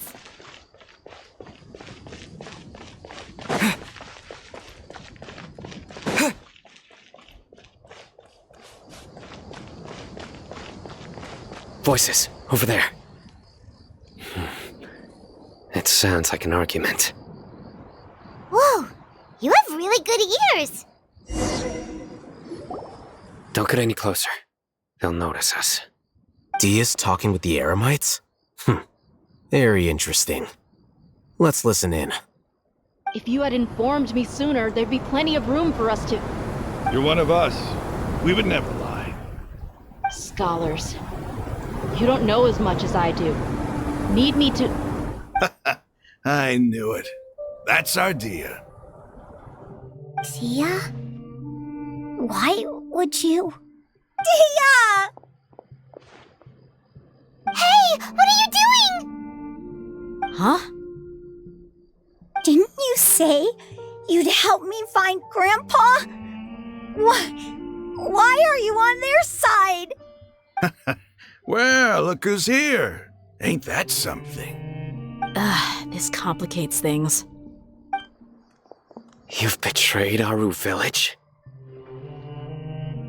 So, this is the great General Mahamatra. Dear, you'd be better off as my assistant than hanging around with this motley crew. Seen for yourself, I have the means and methods, and my ideals are far more admirable than theirs. I'm not the type that's easily swayed, Raman. You of all people should know that. Wait, what's going on, Dia? Whose side are you on here? Shut it, Paimon. It doesn't matter. Whichever side you pick, nothing can deter us from the grand mission of resurrecting King Deshret. Once our Lord of Old returns to this land, we will have a new beginning. Face the facts, Raman. It's not gonna happen. You should understand that more than anyone. Have all your years as a merc taught you nothing about placing hopes in a ruler? I'm a desert dweller and a proud follower of King Deshret. Whether I live by the edge of the sword or in peaceful comfort, my soul will always carry this conviction. It's not too late yet. The village mad scholars aren't gonna bring King Deshret back to life. You don't understand, my dear lady. Pursuing our faith is our purpose in life. Even if the chance of success is 1 in a million, we must be willing to give everything we have. Even if it'll expose you to the academia? Even if they end up disbanding the Eremites? Your Eremites, which you've worked so hard for all these years? Yes. We've waited a long time for this day to come. The sun and the moon no longer shine here. All you see now is cracks in this desiccated land. But fate has finally dealt me a hand to play against the Academia. With these scholars in our custody, we'll stomp the Academia's forces and fight our way beyond the wall of Samiel. Ridiculous. Think about it. The Academia controls the entirety of Sumeru. Your powers are negligible in comparison. If you still don't believe me, then try asking these 2 men. They're also against the Academia, but neither of them are as arrogant as you are. They look more like pawns of the Academia to me. Why would I listen to anything the people of Greater Lord Rukadavada have to say? Filthy traitors. Your god abandoned all honor and betrayed King Deshret. We desert dwellers will never trust the likes of you. It's impossible to communicate with someone so hostile. Perhaps we should. Do you really believe that by kidnapping the scholars, you'll be able to negotiate with the Academia? These people have no value as bargaining chips, but I could be persuaded to take their place as your next hostage. These scholars were exiled from the Academia. I, on the other hand, am their current scribe, and will be a much greater asset to you. Wait, you can't be serious. So, you want to trade places with the hostages, do you? Precisely. Any wise person would gladly accept my offer. What are you thinking? What if they decide to kill you instead? Well, that would be bad luck for me. However, I'd get the chance to observe the scholars, perhaps even find out the truth. Think you can talk me over with that confident look of yours? I'm not trying to persuade you. I'm using this as a means of joining forces against the Academia. You are the scribe. What do you have against the Academia? Not all desert dwellers believe in King Deshret, and the same applies to the Academia. Why must all knowledge seekers approve of the Academia's way of doing things? You Academia scum! Every last one of you is nothing but a hypocrite, just like everyone else on the other side of that wall. I've made myself clear enough. I won't listen to another word from the Dendro Archon's people. Not so fast. I'll hate them. Do you stand by everything you just said? I never make empty promises. You know you're making a dangerous decision, right? I do. Good. Raman, hear me out. These people are my friends. Maybe you can't take the followers of the Dendro Archon at their word, but what about me? Do you trust me? We've known each other for years. Of course I do. In that case, I'm willing to vouch for their honesty with my right arm. Come on, Raman, don't be a coward. If you're serious about taking on the Academia, you need to steel yourself. You can't be afraid. An arm from the Flame Mane. You've piqued my interest. But what if you refuse to oblige? What should I do then? No one's a fool here, Dia. We're mercs. And mercs don't tend to live long unless they have their wits about them. You're not wrong, but this is different. I promised my friends that we'd bring back the village keepers together. Let's do it right here, then. Give me your right arm as proof of your resolve. Don't listen to him! He's not even trying to negotiate! He just wants to make things more difficult! That's fine. Are you crazy? We came here to save lives. One arm for that many people is still a pretty good deal, if you ask me. Rahman, I'm holding up my end of the deal here. You'd better not let me down. Sure. Go ahead and cut off her right arm.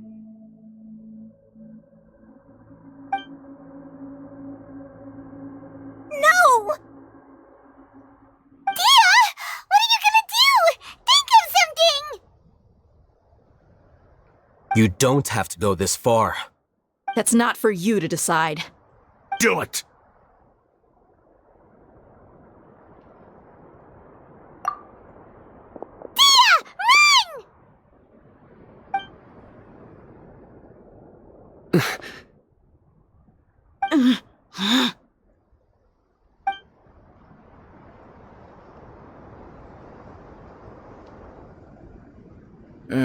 Stop!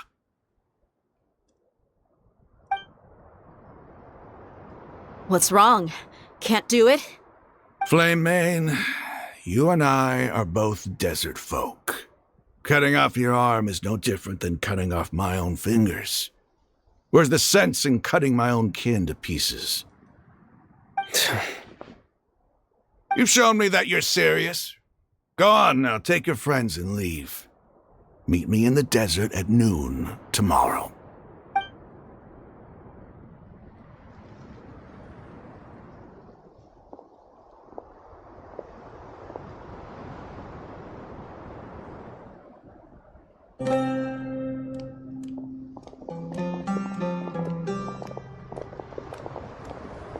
Phew. I was really counting on him not going through with it. Dia! That was crazy! Have you all lost your minds? What if he'd actually cut your arm off? Then I just have to hold my claymore with my left arm.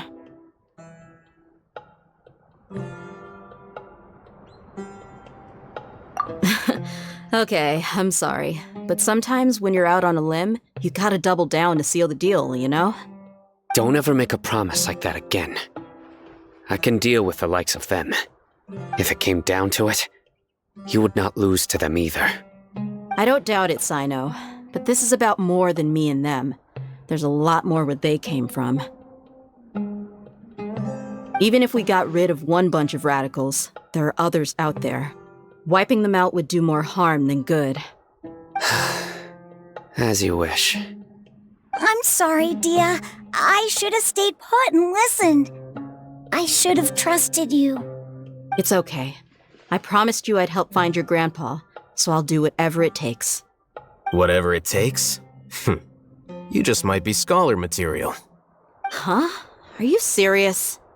The Eremites once said that I was a lunatic. Perhaps a little madness is essential to be successful in research. Why does it feel like he's using his praise for me as an excuse to brag about himself?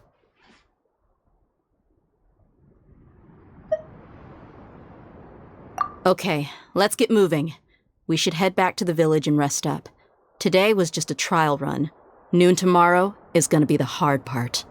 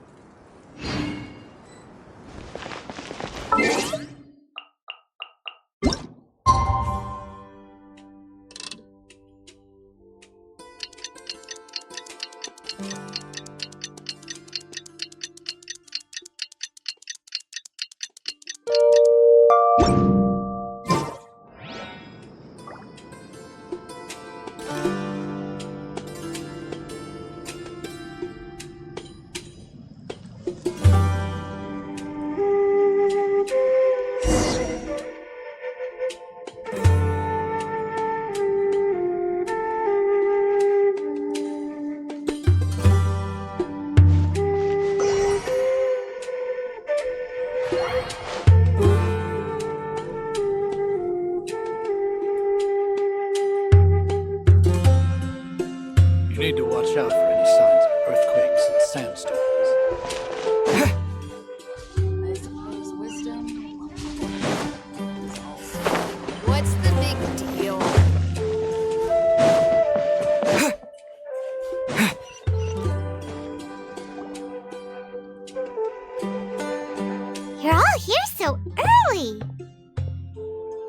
Looks like we have everyone here. Isak, are you sure you want to come with us? I'll watch from a safe distance. Dia, I want to be there to bring Grandpa home. Okay, let's go then. Dia, wait. What's the matter? I heard that you were quite reckless yesterday. No more of that today, understood? Or I'll be very upset with you. Fine.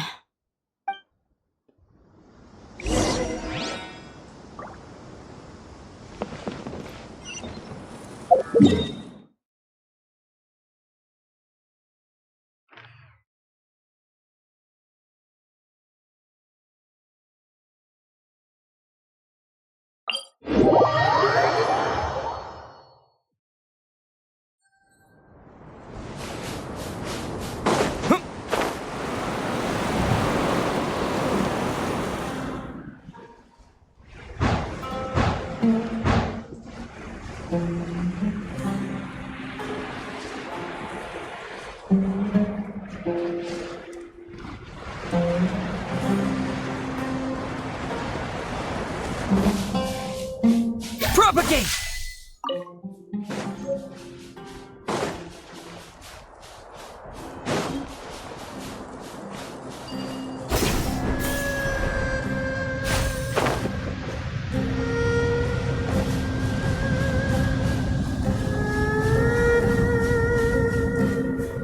Yeah! Scatter! No, my sword!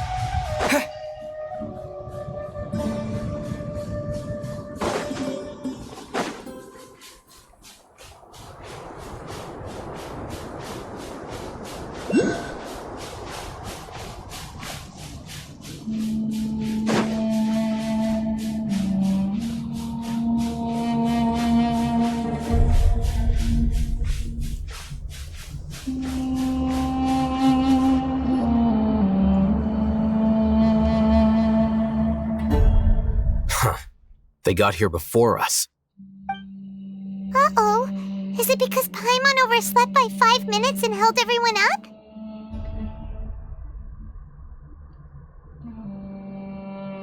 Is everything ready? Absolutely. Although, you brought fewer people than I imagined. Bring him over.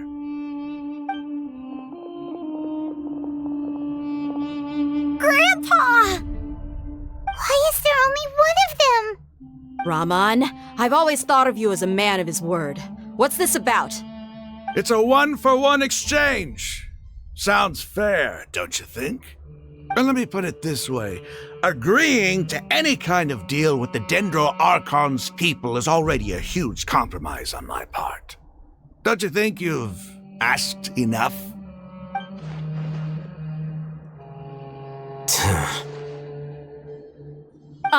You stay right there!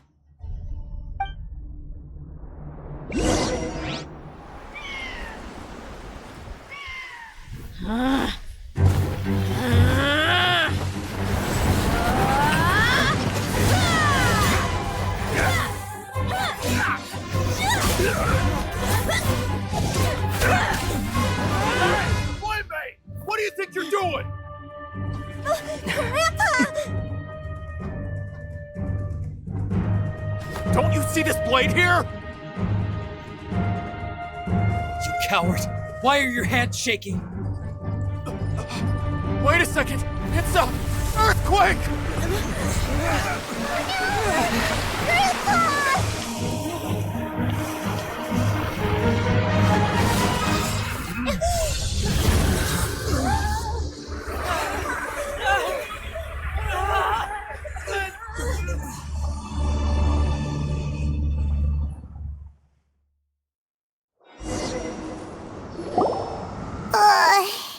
Paimon's dizzy.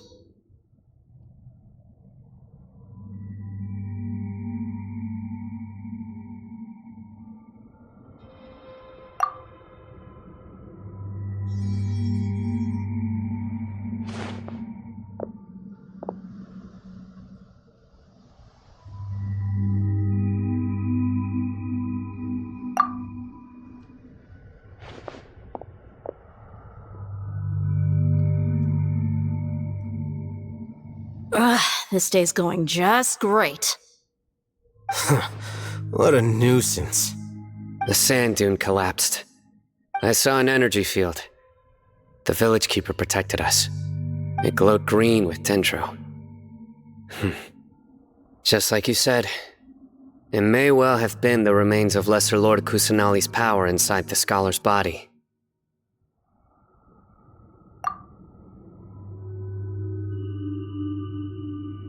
The Dendro Archon. The present one. Grandpa? Grandpa? Oh no, he's getting confused again. Hey, look around you. Did there used to be a temple here?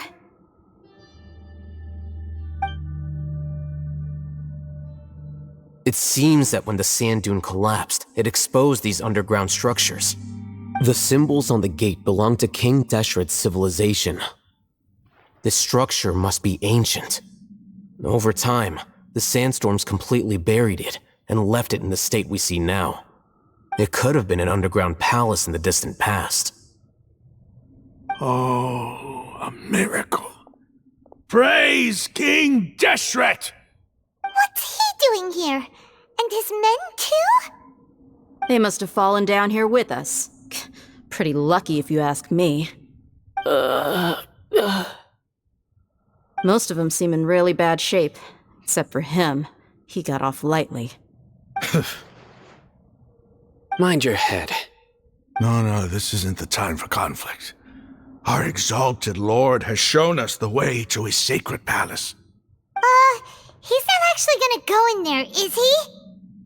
As it happens, I want to take a look inside too. What are you doing? Don't you think it's curious? 1 minute, Lesser Lord Kusanali's power protects us from harm, and the next, remnants of King Deshret's civilization appear. 2 major deities are vying to showcase their power to us. It would be a shame not to witness them both. Paimon thought you weren't interested in gods. Indeed. In my view, gods are just a higher form of living being, or creature, you could say. New discoveries are always worth investigating. Whether they have anything to do with gods is neither here nor there. Raman, what are you gonna do about your men? I'll just let them lay here. King Deshret will take care of his people. Right now, I'm going inside.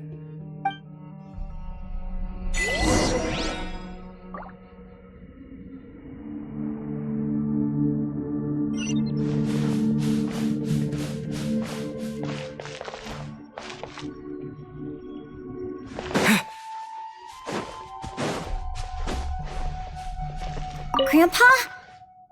Grandpa? Oh no, he's getting confused again.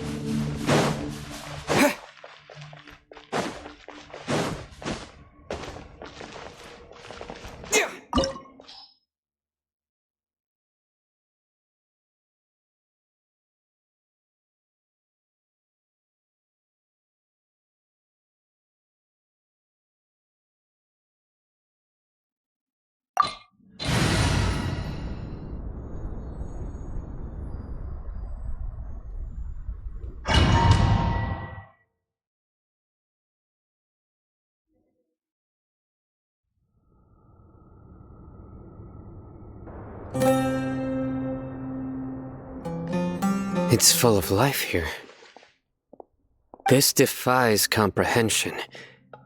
It looked completely desolate from the outside. Yet, it flows with energy inside. Yeah, and there's so many plants. It's so pretty. Sir Rahman. Huh? Me? Do you see another Rahman here? Are you mocking me? What do you mean, sir? Interpret it however you want, but there's something I'd like to draw your attention to. While this structure is clearly left over from King Deshret's civilization, the energy that flows in here is that of the Dendro Archon. Whatever you say. It's not like I have a vision. There's nothing to be angry about. Think of this as an academic journey. It does seem kind of strange. If that's true, then we might have to explore this whole area to find an explanation.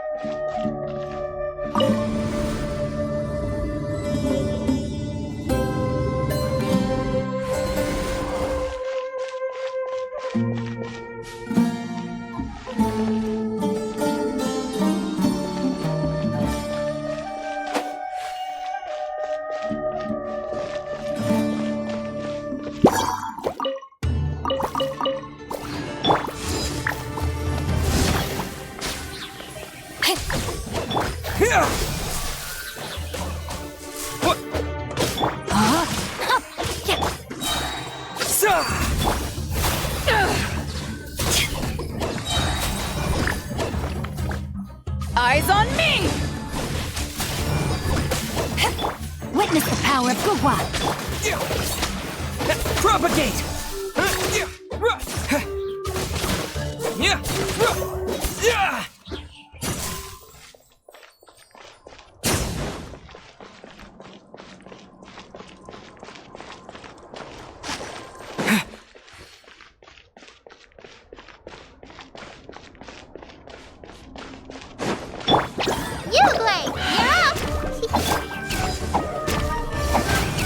Rain outlines your fate. Scatter! Spring forth!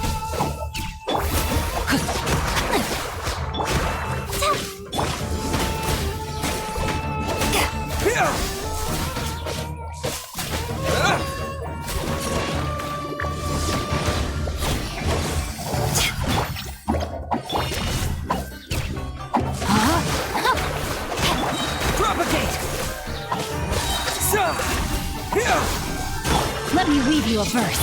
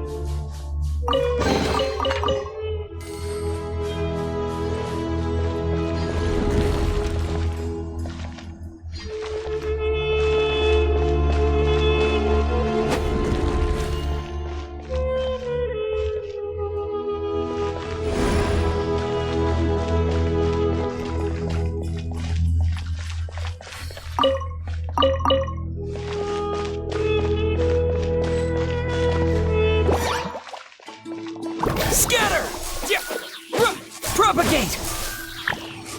Spring forth! Rain outlines your fate. Power that ended Haisha! Stay put! Scatter!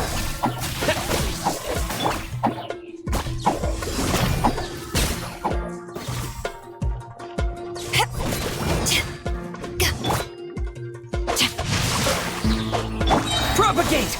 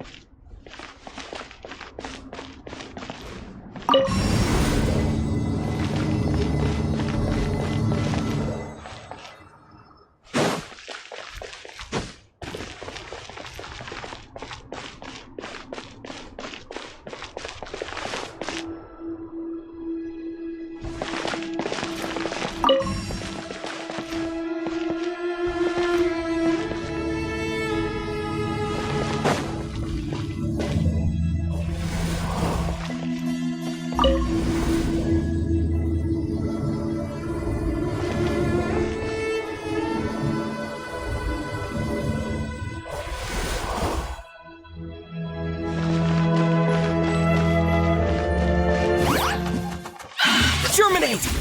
Witness the power of Gugwa!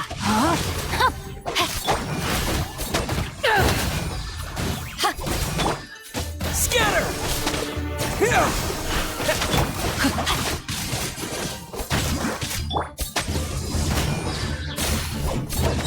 To ashes!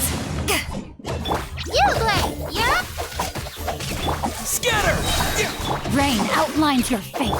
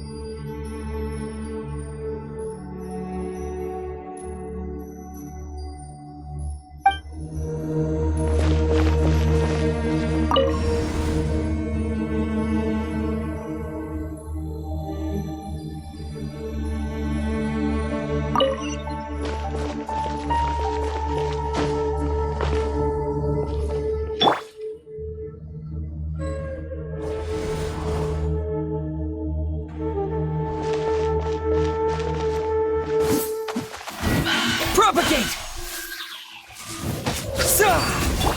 Rain cutter! Body and mind.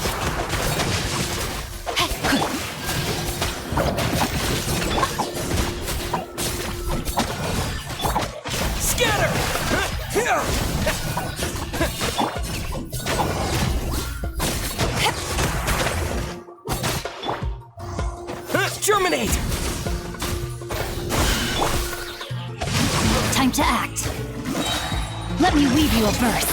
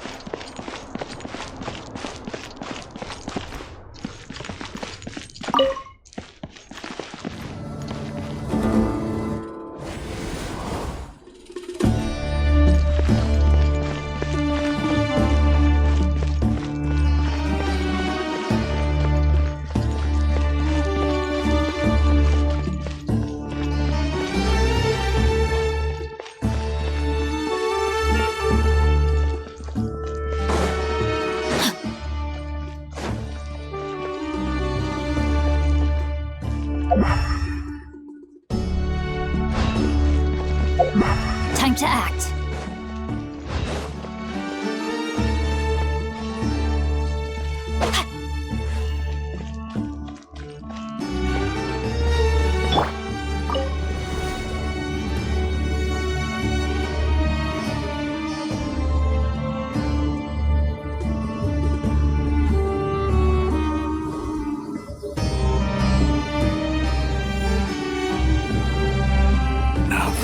Sight to see.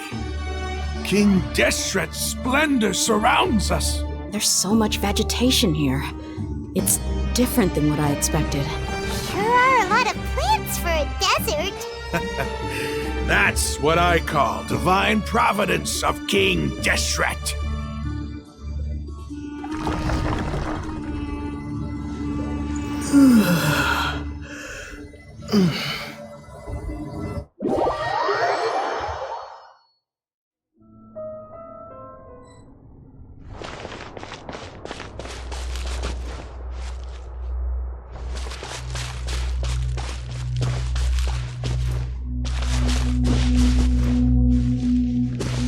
It's getting brighter! Oh, it looks so beautiful!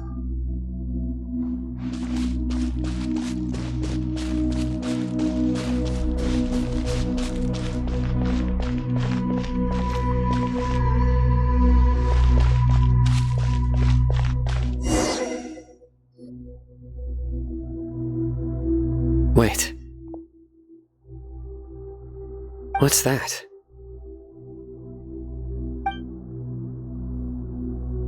A load of flowers, and it looks like there's something among them.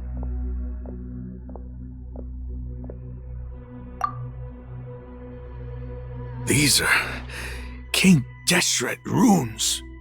They left something behind. Yes. It's an elegy written in an ancient script. What does it say? Here lies our faithful priest Kasala. His wisdom is a miracle among the people, deserving of high praise and admiration. You can read ancient King Deshret script? Of course. Every student needs to master at least 20 languages before they graduate. He's not serious, right? There's still something off about this place. The elemental energy here is too concentrated. The scent of life. Is it trying to tell us something? Is this it? Analyzing.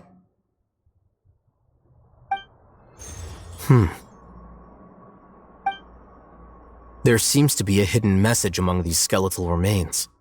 Excellent. There's a device from King Deshret's civilization in this gravesite.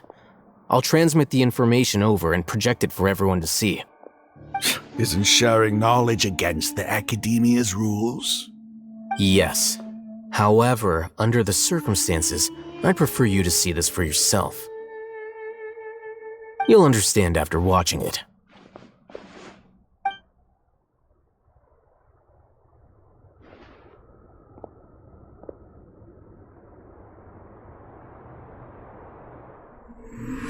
Civilization is born of knowledge, but so too can knowledge be its demise. A disaster caught us unaware. It was knowledge that did not belong to this world. King Deshret brought this forbidden knowledge into our world, and it quickly spread like a plague. People's minds were filled with crazed whispers. Dark gray scales spread across their bodies. Even the land was stripped of its vigor. Only a desperate, deathly silence remained. Were it not for greater Lord Rukkhadevata from the forests, the damage would have been irreversible. She summoned the priests to build temples and infused into them the divine power of life. The disaster was miraculously tempered, and the embers of our civilization were preserved in Aru village. Alas, the miracle could not last. As long as forbidden knowledge continued to exist, it would forever blight this world. In the end, the proud king of the desert, my eternal lord, chose to sacrifice himself. I have spent my whole life since guarding one of these many temples. But now, my duty is coming to an end. As I close my eyes for the final time, the sight of that noble deity will appear in my vision once more. In helping King Deshret to eradicate forbidden knowledge, she exhausted her strength, and her form became that of a small child. How strange. Now that I think of her, I no longer have any fear of death, for I sense that the spirit of life will abide with me during my eternal sleep.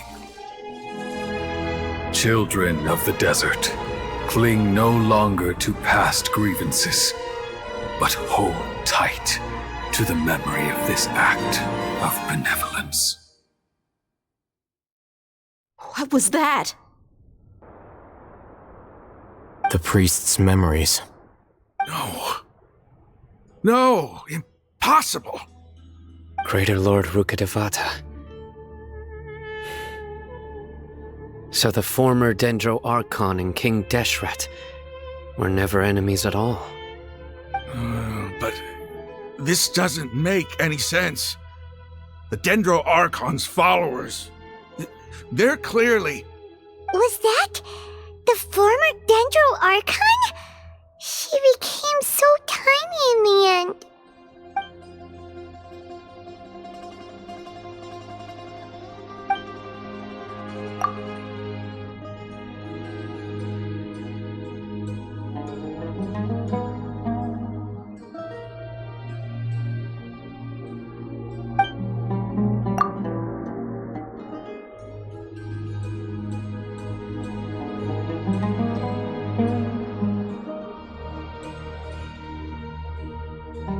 You might be distrustful of the Akasha, but there's no reason for you to doubt King Deshret's technology. You've just witnessed his priest's last words. I've never heard about any of this before. The surviving followers of King Deshret all gathered in Aru village. Our god did not make mistakes. We refused to believe any of the rumors. King Deshret's death, the all but total annihilation of our civilization, it was all Greater Lord Rukkhadevata's doing. We saw her as nothing more than a traitor, who stabbed us in the back in our moment of crisis. Just like us humans, fighting, feuding, double-crossing each other to survive in the desert. You were blinded by your prejudice.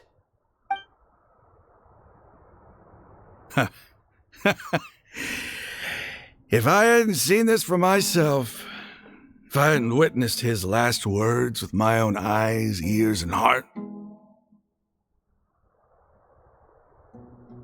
how could I ever begin to accept this? The truth is so far from what I've always known. Am I really supposed to believe that after all these years, all this time seeking revenge, suddenly now my enemy is my savior? Raman, that's enough. Give it a rest. You're starting to make a fool of yourself. Dia, tell me, my Eremites and I, what are we even fighting for?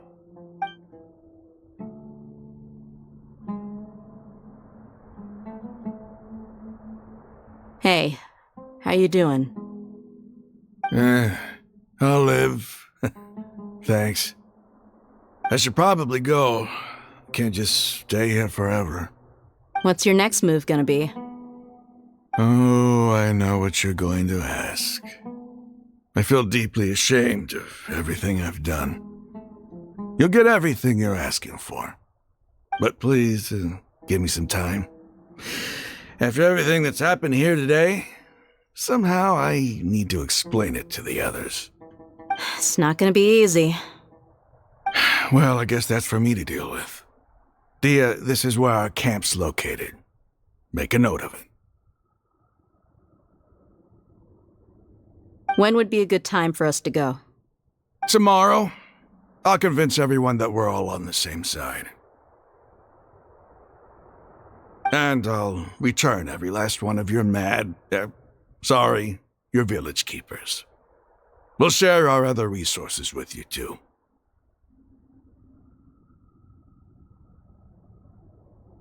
You seem to finally understand that our true enemy is the sages. Yes. The gods never gave up on anyone. It's the people responsible for all this that need to face the consequences of their actions. That must have been rough, but he seems to have figured things out now. Ramon's no fool. Being the leader of your own faction in the desert is no easy feat. It's too bad he was held back by his belief in King Deshret. But now that that's changed, I guess we have a few more people on our side. The outcome, at least, is favorable. We should get going too. Let's head back, have a proper meal, and a nice, long sleep. We'll need all our energy tomorrow.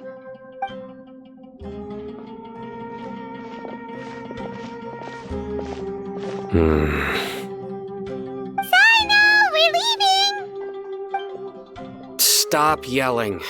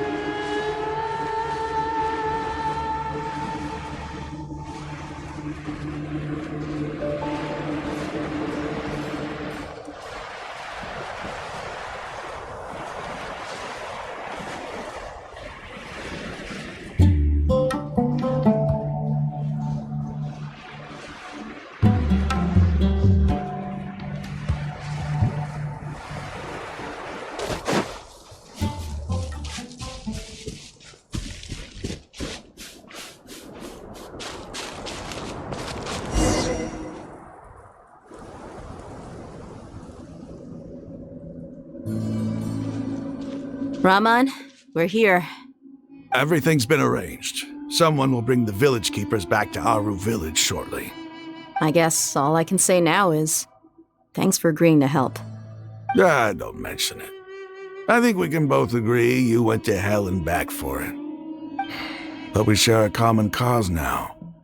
From here on out, we're allies. Where are the perpetrators? I'll bring you to them. Follow me.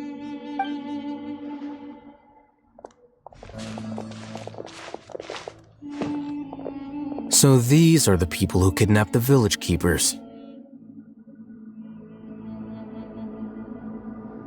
Oh no, it's the scribe! There's no need to yell. No one can help you now. We've been all over the desert trying to find you! That's right.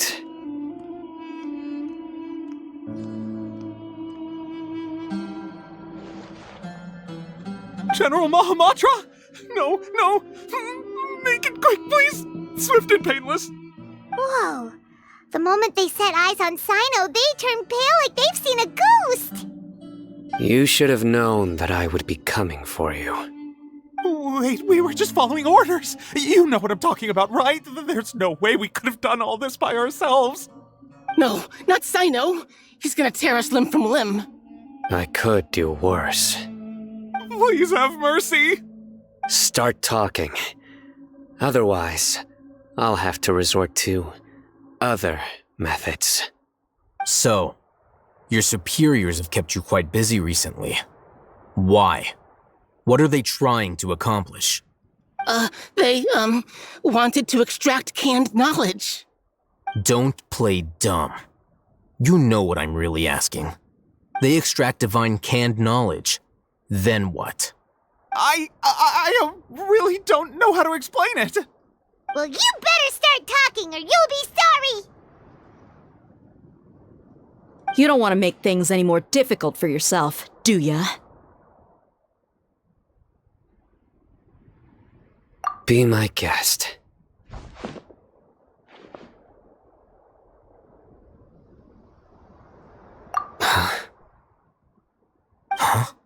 Uh-huh. That sure didn't sound like a fancy metaphor or anything. You're serious, aren't you? How did you know? There's no use hiding it now. Yes, you're right. The Academia is working on an important and potentially world-changing project. They are creating a new god. A god that will belong to them and to the people of Sumeru.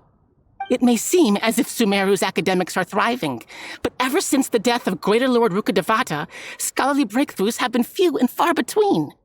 The withering of Irminsul has been getting worse recently. The sages have tried everything they could think of, but nothing's worked. I'm always hearing them say things like, if only Greater Lord Rukkhadevata was still with us. Continue. And then, someone from the Fatui showed up. They called him the Doctor. He brought a gnosis and said he wanted to borrow the Academia's research facilities. The Doctor was previously expelled from the Academia. At first, the sages looked down at him in disdain. But when he said those words, everyone's expression changed. He asked them, "Do you wish to create a god?" This is what the arrogant ignorance at the extreme end of academia looks like. First, the Academia spent a long time constructing a divine vessel, which was based on an exquisite humanoid puppet. After that, they harvested dreams via the Zeb-Zerus Festival Samsara, maximizing the Akasha's output. With the Doctor's help, and the Akasha now functioning at maximum efficiency, they were able to use it to extract the power from the Gnosis and convert it into a divine core.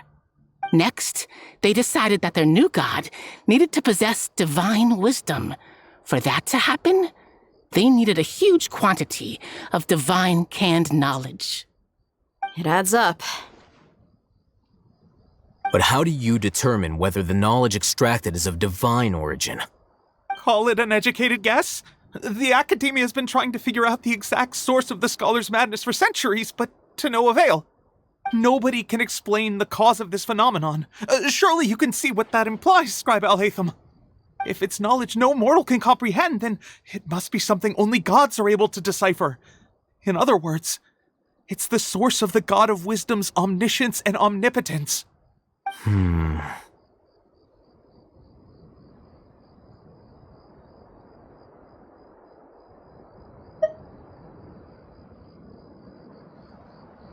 You must have noticed by now. The Academia doesn't care about who their god is. It's the ability to exercise control over knowledge and wisdom that matters. It is as if they are cursed with a desire for omniscience and omnipotence that burns in their blood.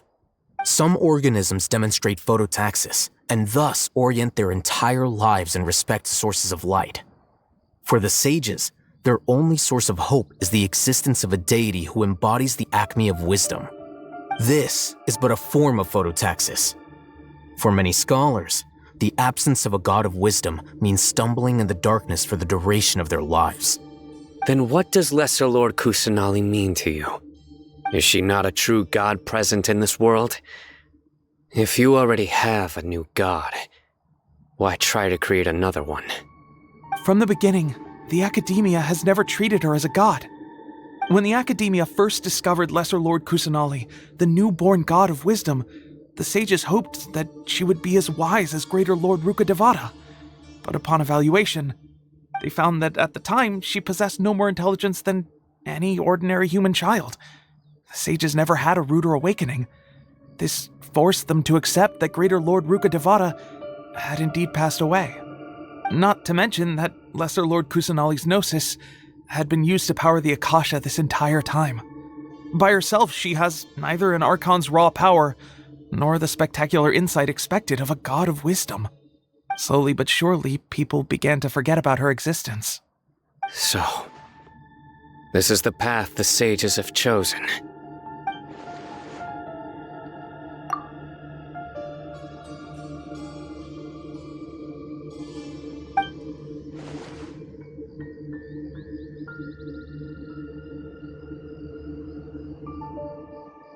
All right, let's try to keep our cool.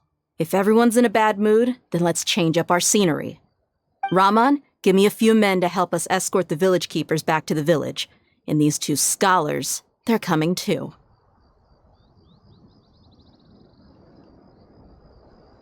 Sure, as you wish.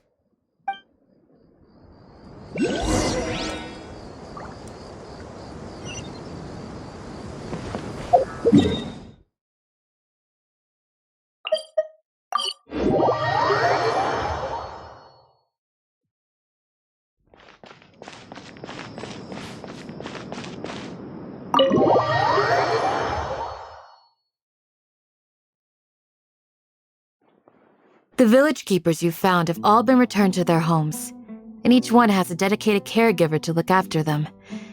The two new scholars are being kept under close supervision, too. Really great work, everyone. The atmosphere is so heavy.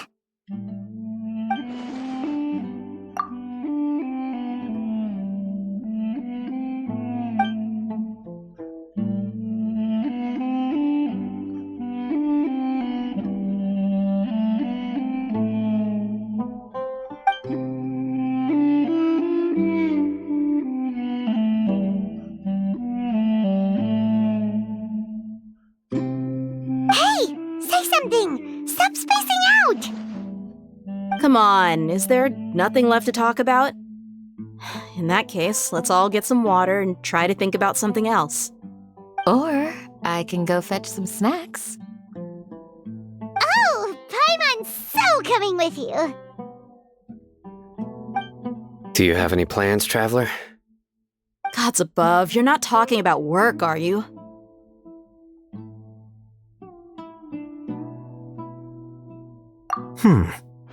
So you were still withholding some information?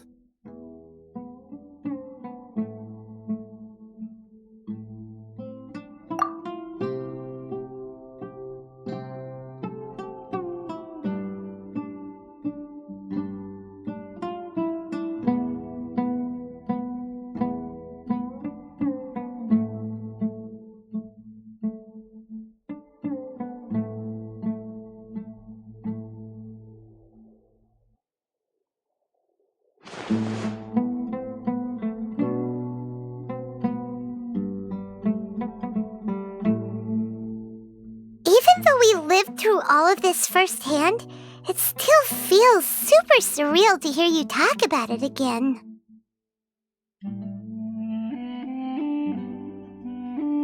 What a whirlwind of a story. I felt like I was holding my breath the whole time. It seems like there'll be more issues to face in the days ahead than I'd anticipated. Still, now's a good time to make our next move. Now that Raman's joined us, we'll be an even stronger team. It's time to make a plan. Indeed. These events are a flagrant transgression of the rules in every sense. We cannot allow it to continue.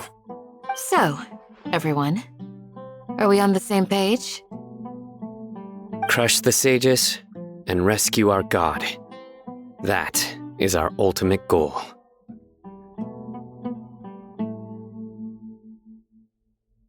Well, let's brainstorm a little more about what other resources we can draw on. The next time we gather here, we must have a solid plan. Yep, it'll work out for sure.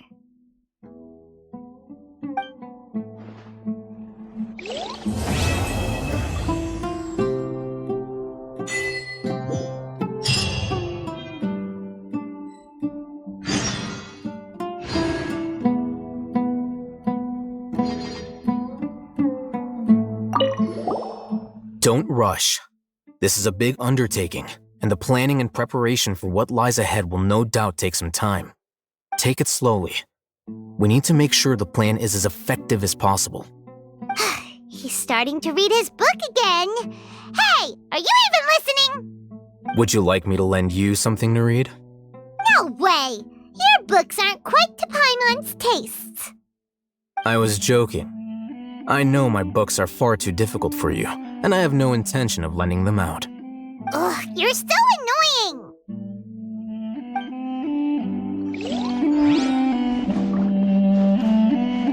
You must let me know if there's anything I can do to help. Though I cannot leave Aru Village, I can't help but feel stirred when I see the looks in your eyes. I've never felt as roused as this when fighting alone in the past. I suppose this must be the power of camaraderie.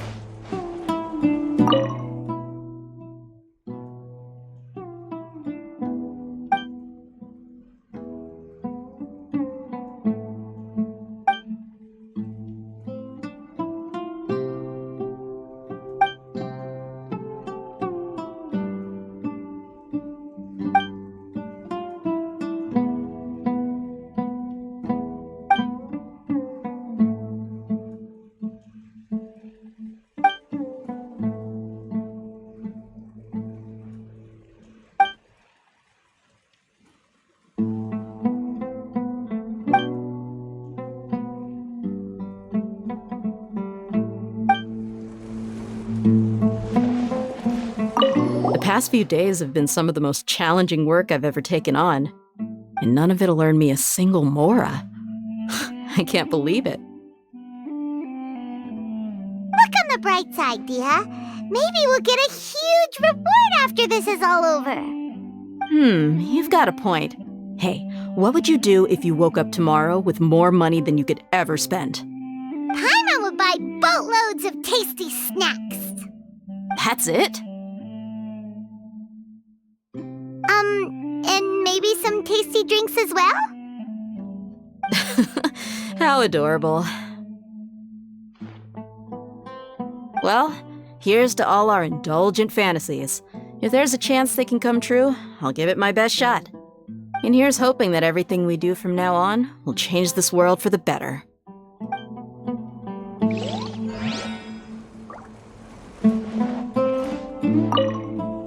In the past, I never imagined that even the gods could suffer from hardship. If we can find a way to change all of this, will this nation become a better place?